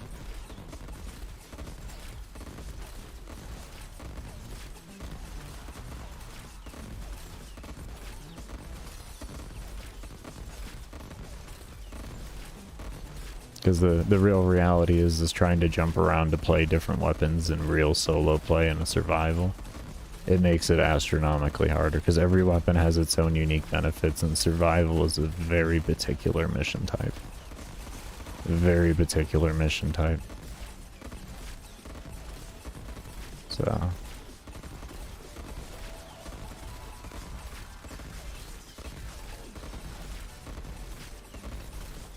And like something like, you know, like when I'm ready to move on to different weapons, it'll be nice to say, okay, sniper rifles. Here's all my sniper rifles, and that's all I have to worry about. Let me go ahead and kind of test through them on a baseline and who I would enjoy playing a sniper rifle with, and we can see which one I enjoy the most. And then from there, the sniper rifle I enjoy the most. Big guess for y'all. It's probably going to be Lanka or Rubico. I love Lanka. I love it. But I might end up using Rubico depending on the frame. If the frame I use is projectile dependent or can be benefited by projectile weapons, then I'll go ahead and use that, aka like mag. But you know, if it doesn't have any like benefit to it more or less from that, then I'll just be using something like Rubico Prime.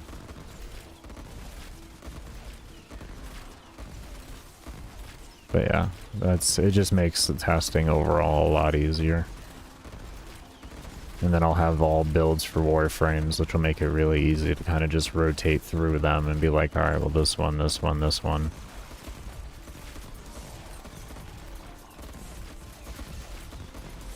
Because even though it will be all with greedy pull, it really won't make a big difference overall. Because I could probably just end up going breach surge with everything. Or I might even just stay with greedy pull because it's just safer to loot. Because, I mean, at the end of the day, the less moving around I have to do, especially if I'm using a sniper rifle, the more kills I'm going to get. Because if I have to go running around and maybe even shooting out of scope, it's not going to be good. Because I'm not going to be running around looting while I'm in scope. It's just not going to be reasonable to happen. So I'll be out of scope on that, which will then reduce my overall kills per hour because I won't get the multiplier. And then I run the chance of resetting my multiplier by taking too long to loot. So pull just has a lot of use even in sniper rifles. Assault rifles would probably be the only ones would be a difference where I would likely end up using something like a Roar or Breach Surge or something like that.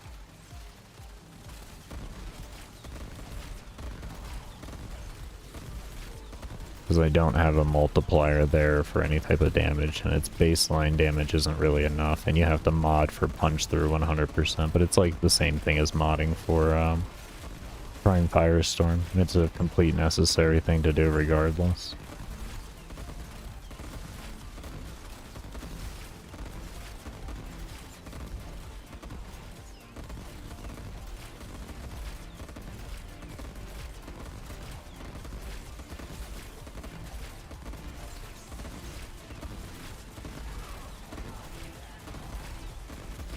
So I guess TLDR ruin the star chart? I mean, I guess I could see that optic.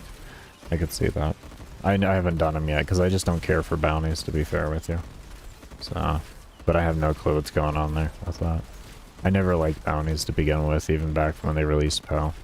But I guess TLDR, using the same weapons, using pull, and changing builds on the Warframe as much as I can. To give you an idea there. So, everything's staying the same except for the shell. This is this is the easy way to put it.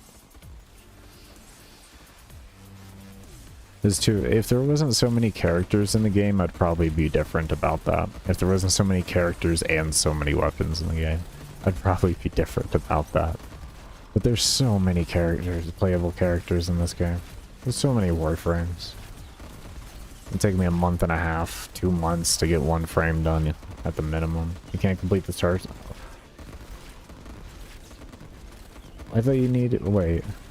Did you need to? No, you didn't need to do that to complete the star chart last time, but it did kind of naturally happen. Where does it? I don't know exactly know where they placed it. I have to look. Huh.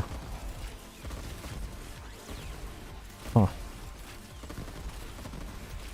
That's interesting. You can't complete the star chart since you need to do... Oh, you're right. To unlock arbitrations? Wait, you can't unlock Wait, are you telling me you can't lock arbitrations because of that? Is that what you're telling me? Is that what I'm getting at here? You're trying to unlock Arby's and you can't unlock Arby's because of that? Is that what's going on?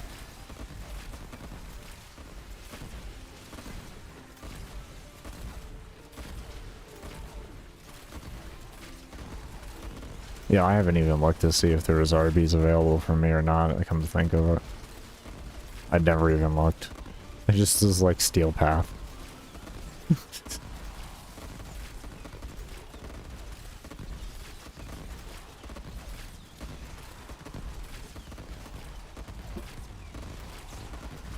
After doing No War, you need to do...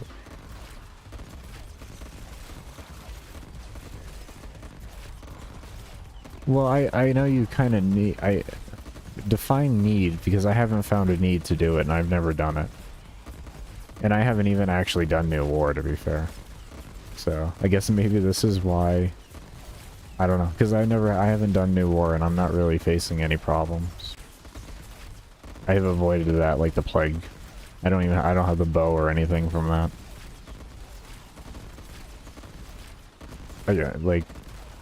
It was a cinematic quest line, which is already kind of a no for me on Warframe. I'm not really, and I don't play Warframe for cinematic quest lines. They can put them in if they want. That's fine. I don't care. But it's just not me. Yeah. And then I saw it was bounties afterwards, and I was like, man, I just kind of want to like test my science, man. But can I just test my science?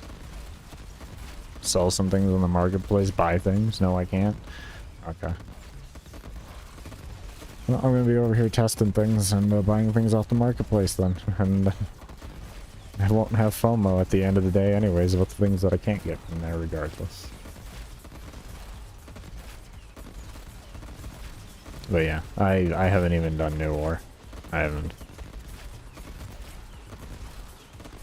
On consoles it says you need to do Zimmer and nodes to complete the... Okay, so they added the nodes there. I don't want to... I'm out of here in about 33 minutes. 32 minutes. I can check what's going on my end, see if that's like just a console thing.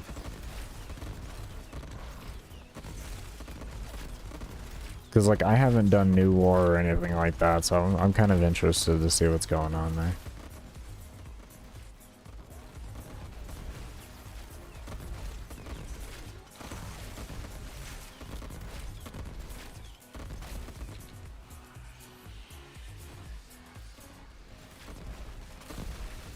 Woohoo.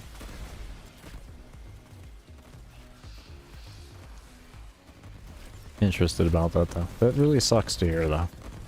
I'm sorry. DE does that sometimes though. And I'm sorry for that you had to experience something like that. But yeah, DE does that sometimes. They just kind of like forget about the fact that like past things kind of get SOL'd. Yeah. Yeah. And just do that. Takes them sometimes a few months to fix it, but sometimes they fix it. But yeah. It's unfortunate.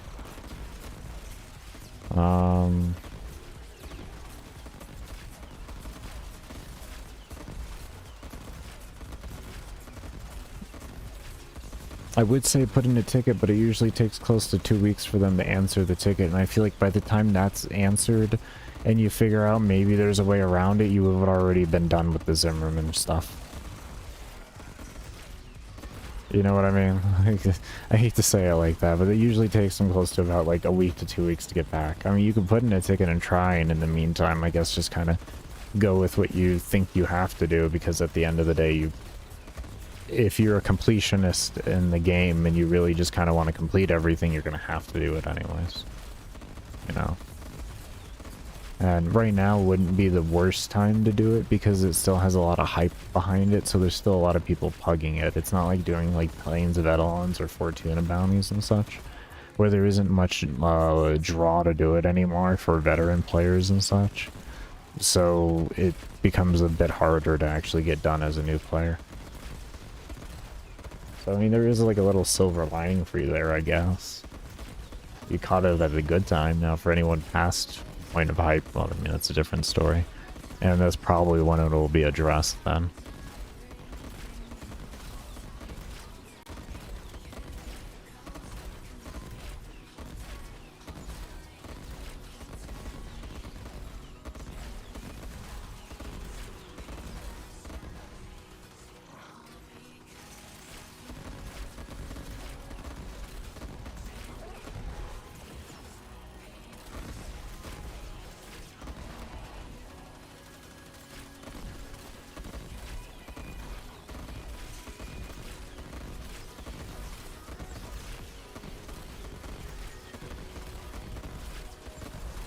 There was a lot of pain there. I had to retreat. But yeah, I mean, the best you can do is you can either... have you looked on Reddit at all? Reddit's usually a decent source. I hate saying it like that too, because it's Reddit, you know what I mean? But, I mean, like... Yeah, I mean, like, there's reliable sources for things on there. It actually works. Just use discernment. Lots of it. Yeah, I really don't know. That's crazy, man.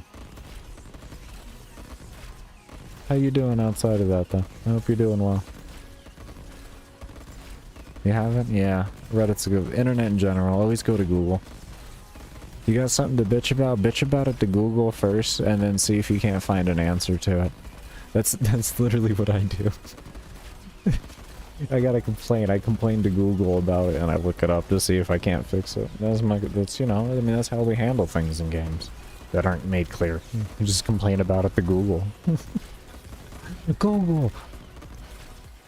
Where's the damn trophy in the room? They said it's there. Google will tell you. You know what I mean? That's it. That's it.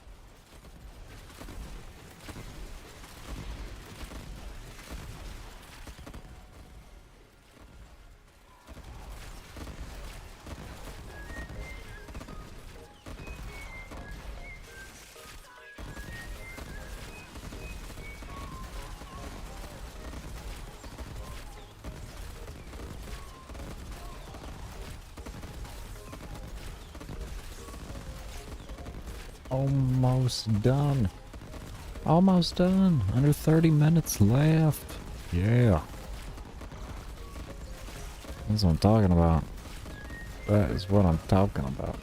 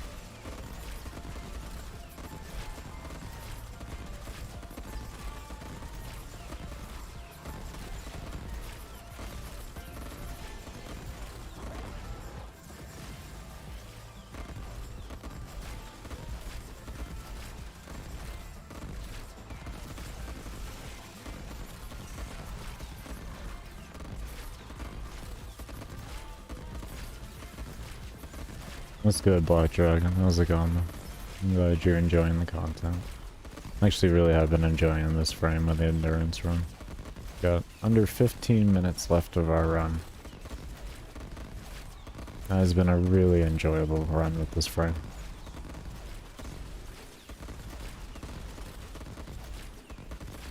I do hope you are doing well.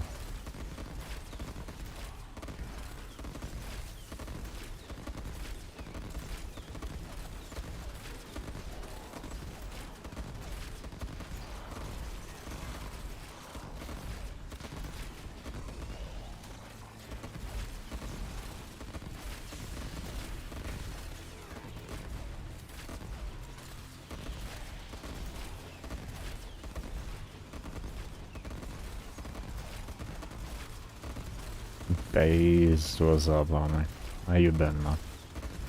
Always good to see you.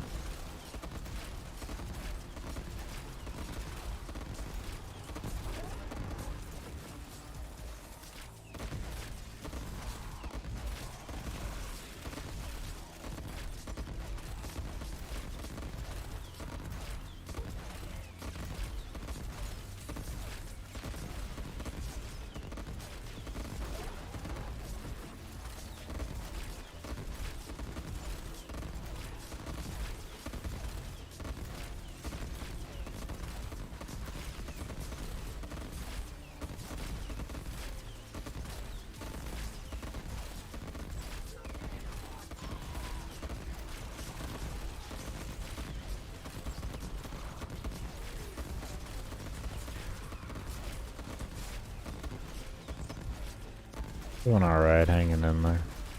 Hanging in there.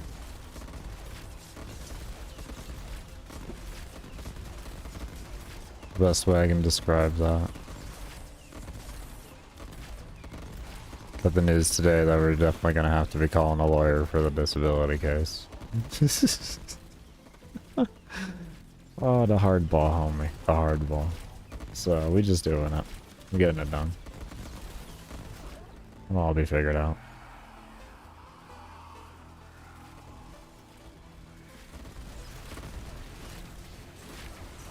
No, no, no, no.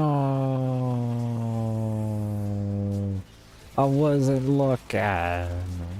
Oh no. Okay, we're still...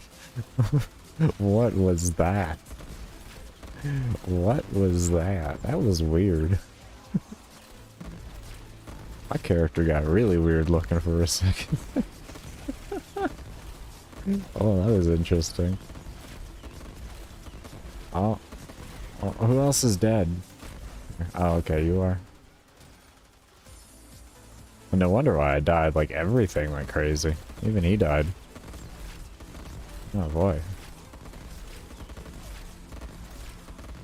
Thank you, Danny. Yeah, Cougar Brahma talks him. Yeah, toxin. But I have viral on it for the actual full modded. It was unlucky. Not really unlucky, it's just me not paying attention. Like, I should have, like, what I usually do is as soon as I see shield gating, the first thing I do is I look to my right. And I look at my debuffs to see if I need to drop an antenna. But instead what I did is I stared at the malice. I don't know why. I have no remote idea on why I did it. But I was like, hey, you know, he's not gonna kill you, but the debuffs that he probably likely made you put on yourself are gonna kill you. But you know what? Stare at him anyways. See what happens. Maybe if you stare him down hard enough, the debuffs will just magically go away. It didn't work, by the way. I don't know if you know. Definitely didn't work though. Okay. Big shieldy boy does not want to die. I'm gonna have to pop my thing. There we go.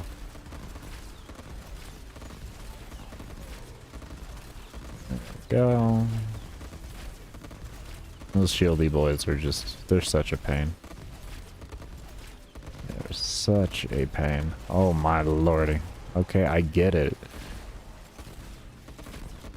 No, no. Sit. C, seed.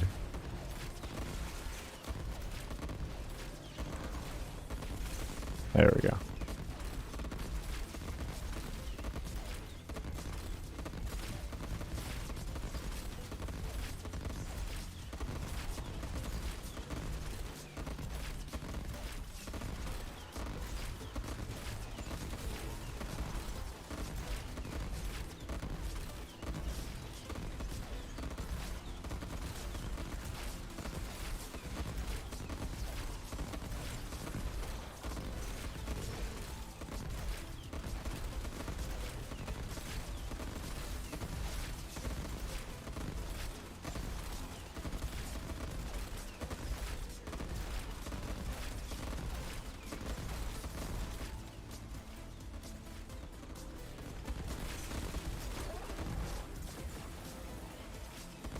Not gonna lie. What? Let's go on. Oh yeah. Oh yeah, that did. Yeah, yeah. I mean, well, they asked. The thing is when you look at it, they asked in the survey, are you okay with the power creep of weapons having power creep, meaning other ones getting left behind and everything? And overwhelmingly, the community said yes. So, and then they asked afterwards, what do you think about buffing Eximus units? Well, there it is. They both literally just went hand in hand with each other. And I feel like it's like, you probably can use other weapons on like non-meta weapons, but you gotta use like very specific warframes in order to make those weapons strong enough to be viable. I'm not new. Okay.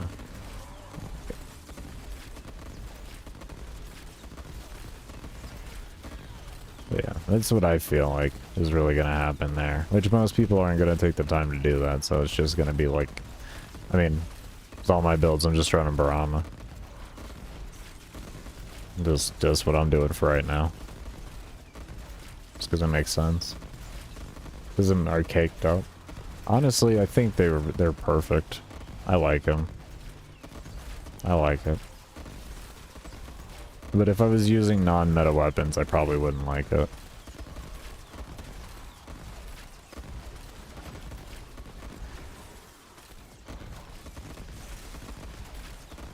Thing is, though, is I'm forced to, even with a meta weapon, I'm forced to use very specific setups in order to actually have it become achievable. It's not like before where it was just like slap meta weapon on and throw face on keyboard, scream like a banshee, and you will win. That's what it used to be. Now you actually do have to build your weapon correctly.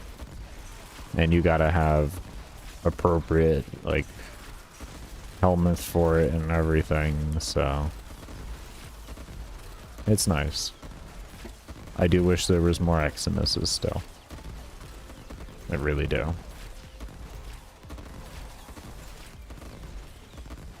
Yeah, I agree with you, Based. There's not much of a difference between weapon builds. There really isn't. There's so little difference, especially when you get into the top end of things, like of the game. There's not much of a difference between weapon A and weapon B. It's just kind of how it is. It's always been like that, so it's just like you find a weapon that you enjoy the fire style of, and you're good to go. That's all there is to it.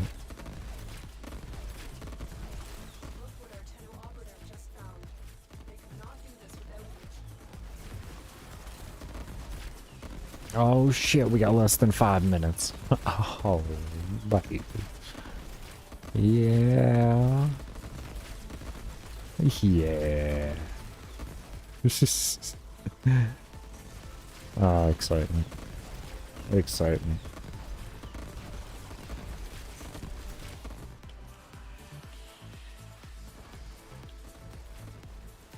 I'll sit on for a bit longer, but I'll probably just like load myself into a mission where I can just set up specters as, yeah, I'm just kind of AFK, and then I'll talk with y'all. Or I'll probably just sit and chill on my ship and talk. I do not feel like amen. That's the reality here. It's the final countdown. I know, it's great.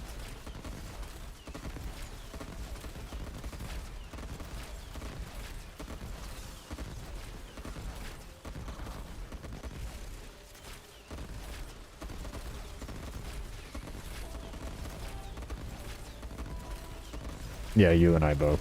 I really like the focus changes. Focus school's got a nice little buff to them. Nice little buff system. Now, if you're an Eidolon hunter, you might feel a little different. I don't know how Eidolon hunters really feel about it universally. I've heard so many mixed emotions from Eidolon hunters. We're not talking about Void Sling. We're just talking about focus trees. How do you feel about Void Sling? Let's talk about Void Sling. I like to talk about it anytime I can. What do you feel about Void Sling based?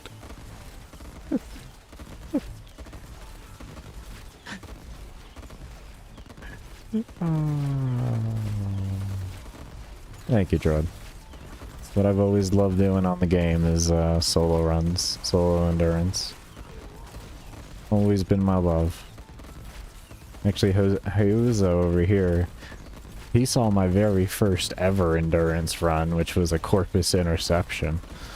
Again, where it took me 15 minutes to kill a level 100 Bursa.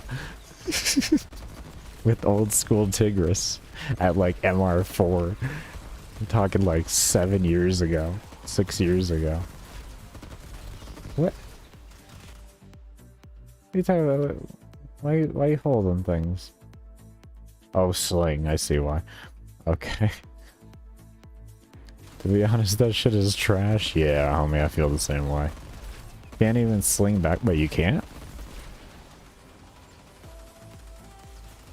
Oh my. You can't. I didn't realize that. What? Yo. Yo, hold up. Can we have a meeting? Actually, can we have a meeting right now? What? Why can't he just, like, throw the thing behind him, you know? Make it eject out his ass. I don't care. Where the hell does it come from to begin with? I don't care.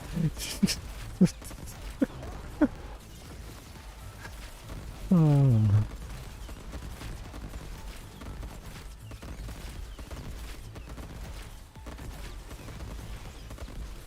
What? Okay. Alright. Alright. Let's talk about this DE here. You're getting too hostile. This is a little too hostile.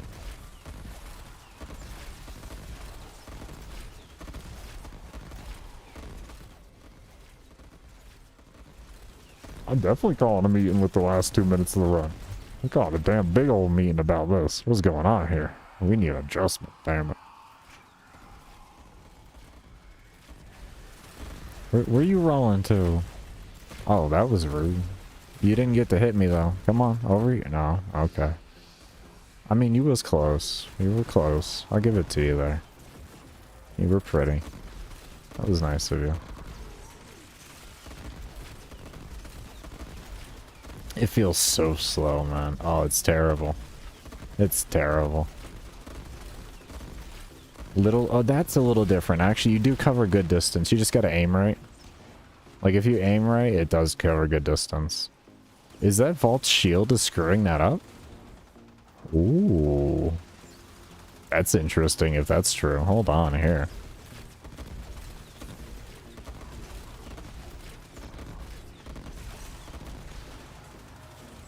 No, that doesn't. But yeah, see, as you can see, like, it does... You just gotta learn how to use it. But it has good it has good coverage. And mind you, I have no passives. I'm using Matter Eye, so you know there's nothing affecting it in that sense. Yeah. It's fine indoors, no worries. Oh, you mean outdoors? Oh, okay. I get you there, because you have nothing really to latch on to. Okay, I got you. I get you. Okay. Guess what, everybody? Everybody. Let's all go together. Come on. You're coming. You're coming with me. Oh, Clem's dead. Oh, you're coming with me. Come here, you too. Alright. Are we ready?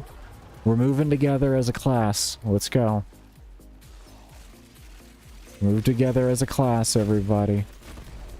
We gotta clear our way out of this. Alright, everybody. You too. Come with me. Alright, let's go, boys. I'm probably gonna die doing this, but let's do it. Come on, everybody. Come on. Everybody push out. Let's go, children. Oh, you guys aren't following correctly. You're making it harder. Excuse me. What are you doing? Hey, where are you going? Bro, where you going? What are you doing? Homie. What did you... What the hell? Well, fine then. I'm gonna leave you all here. Go somewhere else, all of you.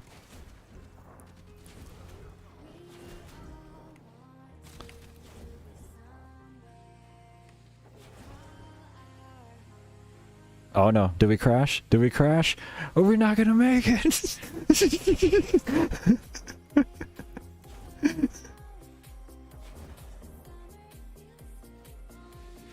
Oh no, oh that's bad. Where you guys at?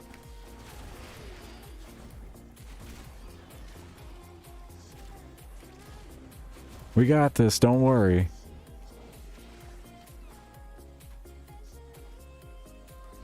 We got this.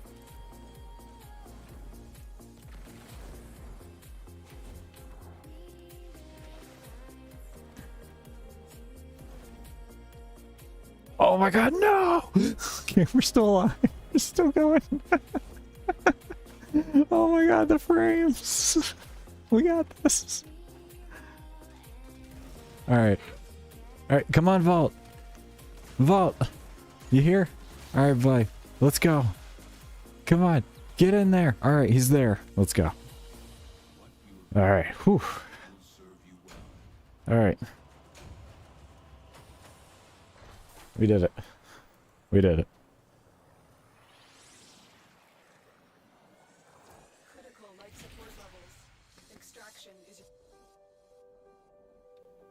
We did it. It's okay, right?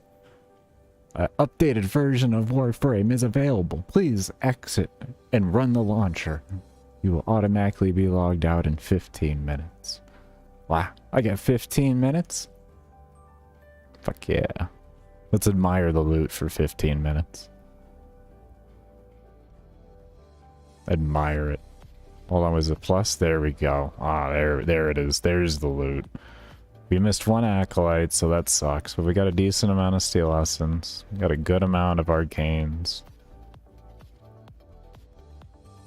Wait, what's going on? You couldn't even give me one fully ranked dexterity?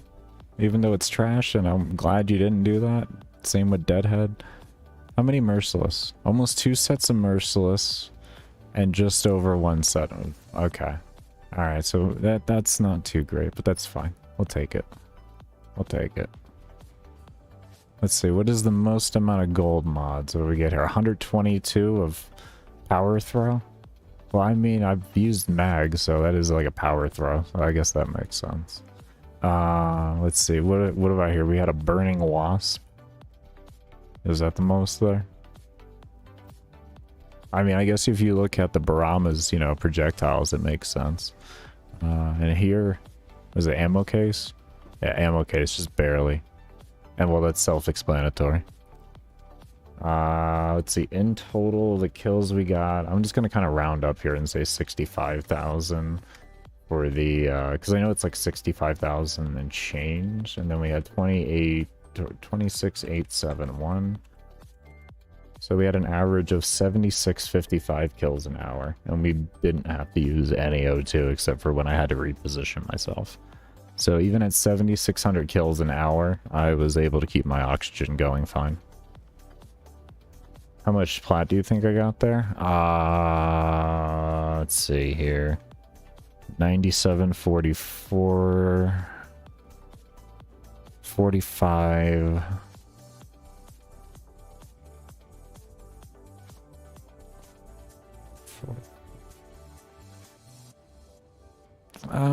Not much. Maybe like 500 plat, 600 plat. Not much.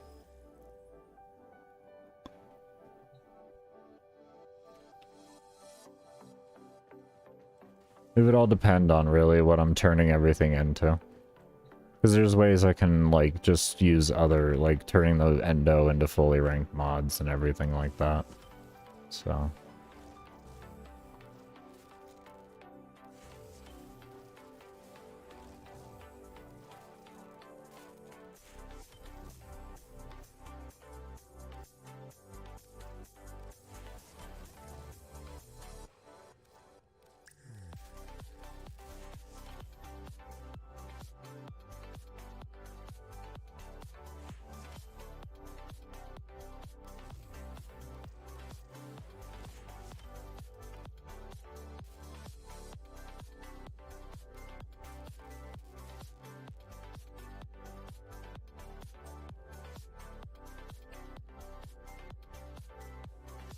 I still need to get cryotic.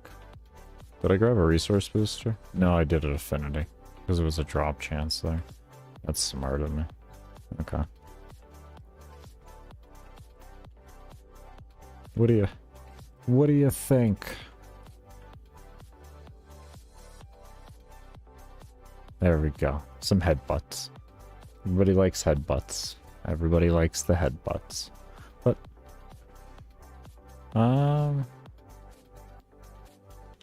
spend these. Oh, actually, let me go do one thing here. Oh, that's right. I was pulling this over here. So rank up. So I needed...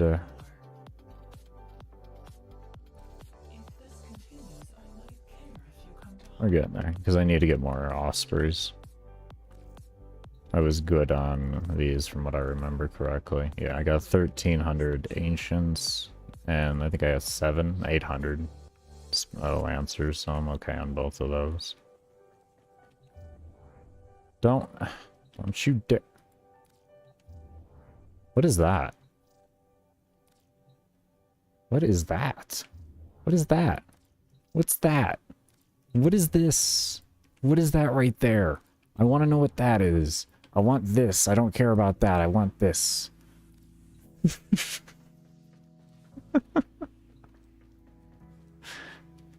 Hey. Can you help me see what that is? Huh? Can you help me? Can you do cat things to it? Maybe make it work? Ah, you're worthless. I'll be right back. 1 second.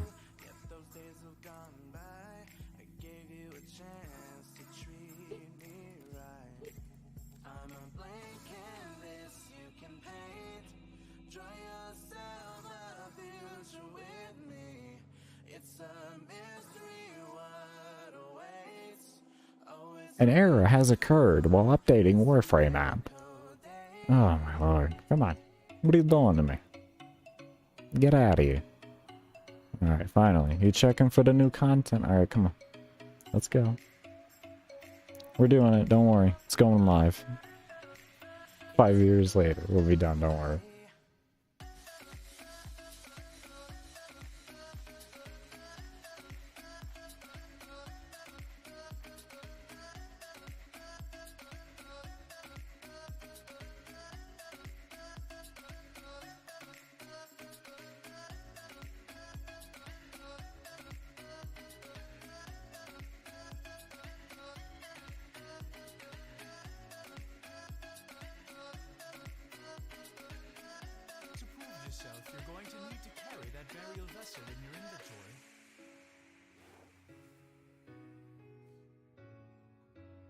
Okay, so there was a few things we wanted to look at, though.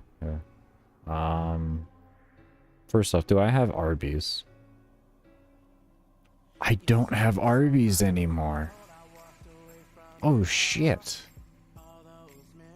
Hold on. Damn, that's real. I don't have Arby's.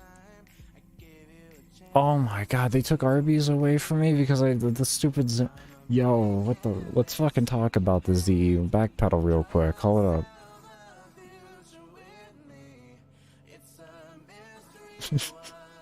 I gotta do New War too? Is that what you're telling me? Because where is it? I don't even see it. Where's this new zone? You see what I mean? It ain't even here for me, and you're gonna block access to me? Yo, come on. That doesn't even make sense. It's not even accessible for me until I go through things. You should... Yo. Yo, let's talk about this. Yeah, actually, it took me a moment, but I did remember. Let's talk about this DE. Let's talk about... Yeah, I don't have Arby's, man. Oh, here's arbitration. I do have Arby's. Oh, thank God. Oh, thank God. Oh, thank God. Oh, no, I don't. Oh, my God, it's locked. Oh, no. I just real... Oh, my God. Zimmerman. Oh, my... What? No. DE. Hold up. Hold up, DE. Hold up. Hold up. Can we talk about DE? Yo. Yo, come on. Like... What? Man. Oh, no. I gotta... God. I'm gonna have to get more weed. I'm gonna have to get a lot more weed for that. Oh, yeah, no. Oh, fuck. Oh. Oh, God, I guess I'll do it live, too. Oh, God. I'll just get really high and do it. I'm just gonna get really, really high and do it. That's all. It'll be fine. Maybe drink, too. Maybe get high and drunk and do the whole quest line. Huh? Yeah. Yeah, maybe it'll be great. Maybe it'll be wonderful. Maybe you'll hate your life for it. Oh, I gotta do it.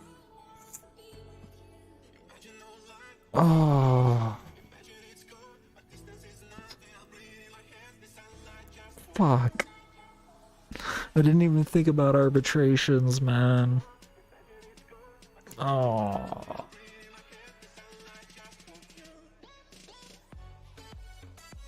Just do it on my account. This motherfucker just says do it on my account. Yo. Hold on here. This motherfucker literally just says go do it on my account. Oh, man. Oh.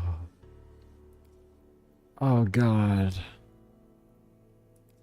Oh. Oh.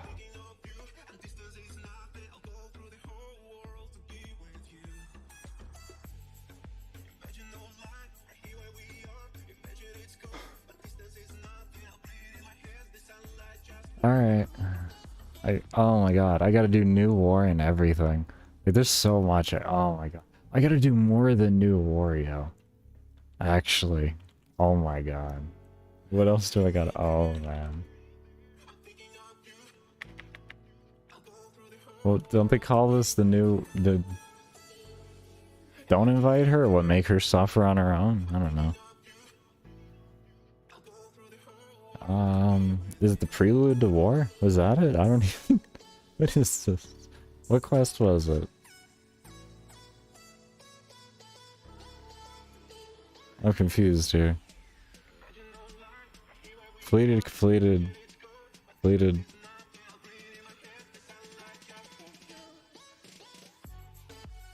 The New War quest. Okay, I get that. Alright, I see it, but where is it? Is the Prelude to War, I guess?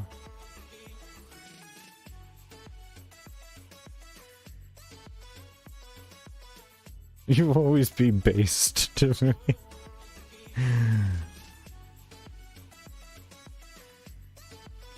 Oh man.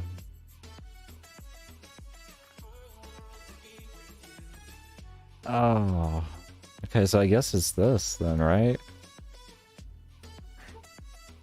Right? I think it's this. Okay. Alright. Alright, I guess at least... Oh my god. I don't even know when I want to do that, to be honest with you. I don't have any desire to do Arby's currently, so I guess whenever I start to get the desire or the need to do Arby's, because maybe I want to make like extra amounts of plat, because I make really good plat between like all the things that I enjoy doing in the game. Like I put everything together and it's crazy. Yeah, I ain't doing it right now. This is a future thing I'm planning out in my head. I'm just trying to think of what I should do first. Should I just kind of... I might just avoid that and like, what's it called? And just keep doing my endurance runs. Because I don't know, I don't have a real need for it. It's Arby's. That's it. So like I can do it down the line.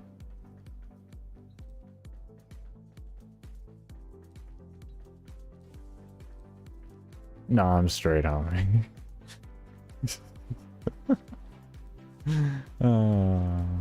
Straight. Just set up a macro and put a tape on to your mouse or something. There you go, Steel Essence Farmer. Oh man. This is a mess. This is a tape over it. Just hold it down the whole time. You be straight. You got this. Oh man. That make funny. I guess. I don't know. Anyways. I think I'm going to go ahead and end off here. I think I'm going to get the editing done before I do my next live. So I'll get my editing done, I'll get my video released, and probably the day I release the video, I might do my live stream for my next frame. Because I don't know if I'm going to do that whole quest line, go through the whole sacrifice. That's a big-ass ordeal, because I got to go through so many quest lines. Because I'm way far behind. I'm way far behind. I don't even think I have... Do I have Umbra XCal?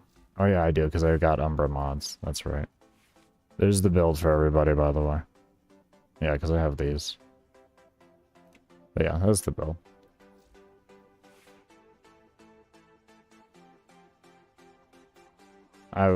Cora... I don't know, she's changed now, so...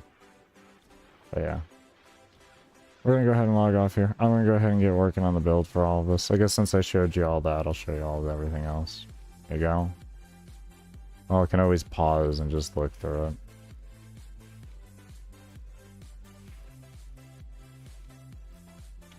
Yeah.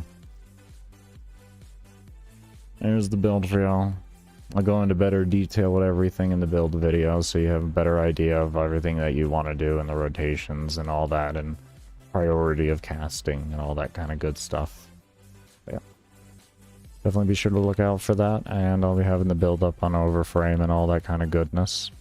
And do hope you all enjoyed the video and the run and everything, and cannot thank you all enough for the gave the little thumbs up button, came by, tuned in, learned about, talked in the chat, subscribed to the channel, done all the phenomenal things where you're doing the things and showing the support things.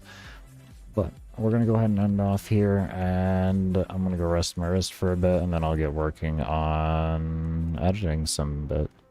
And hopefully I can get this video out in a couple days or so. Shouldn't take too long. I already have a bunch of clips already made, thanks to, what's it called? GeForce Experience, so that's really nice. Yeah.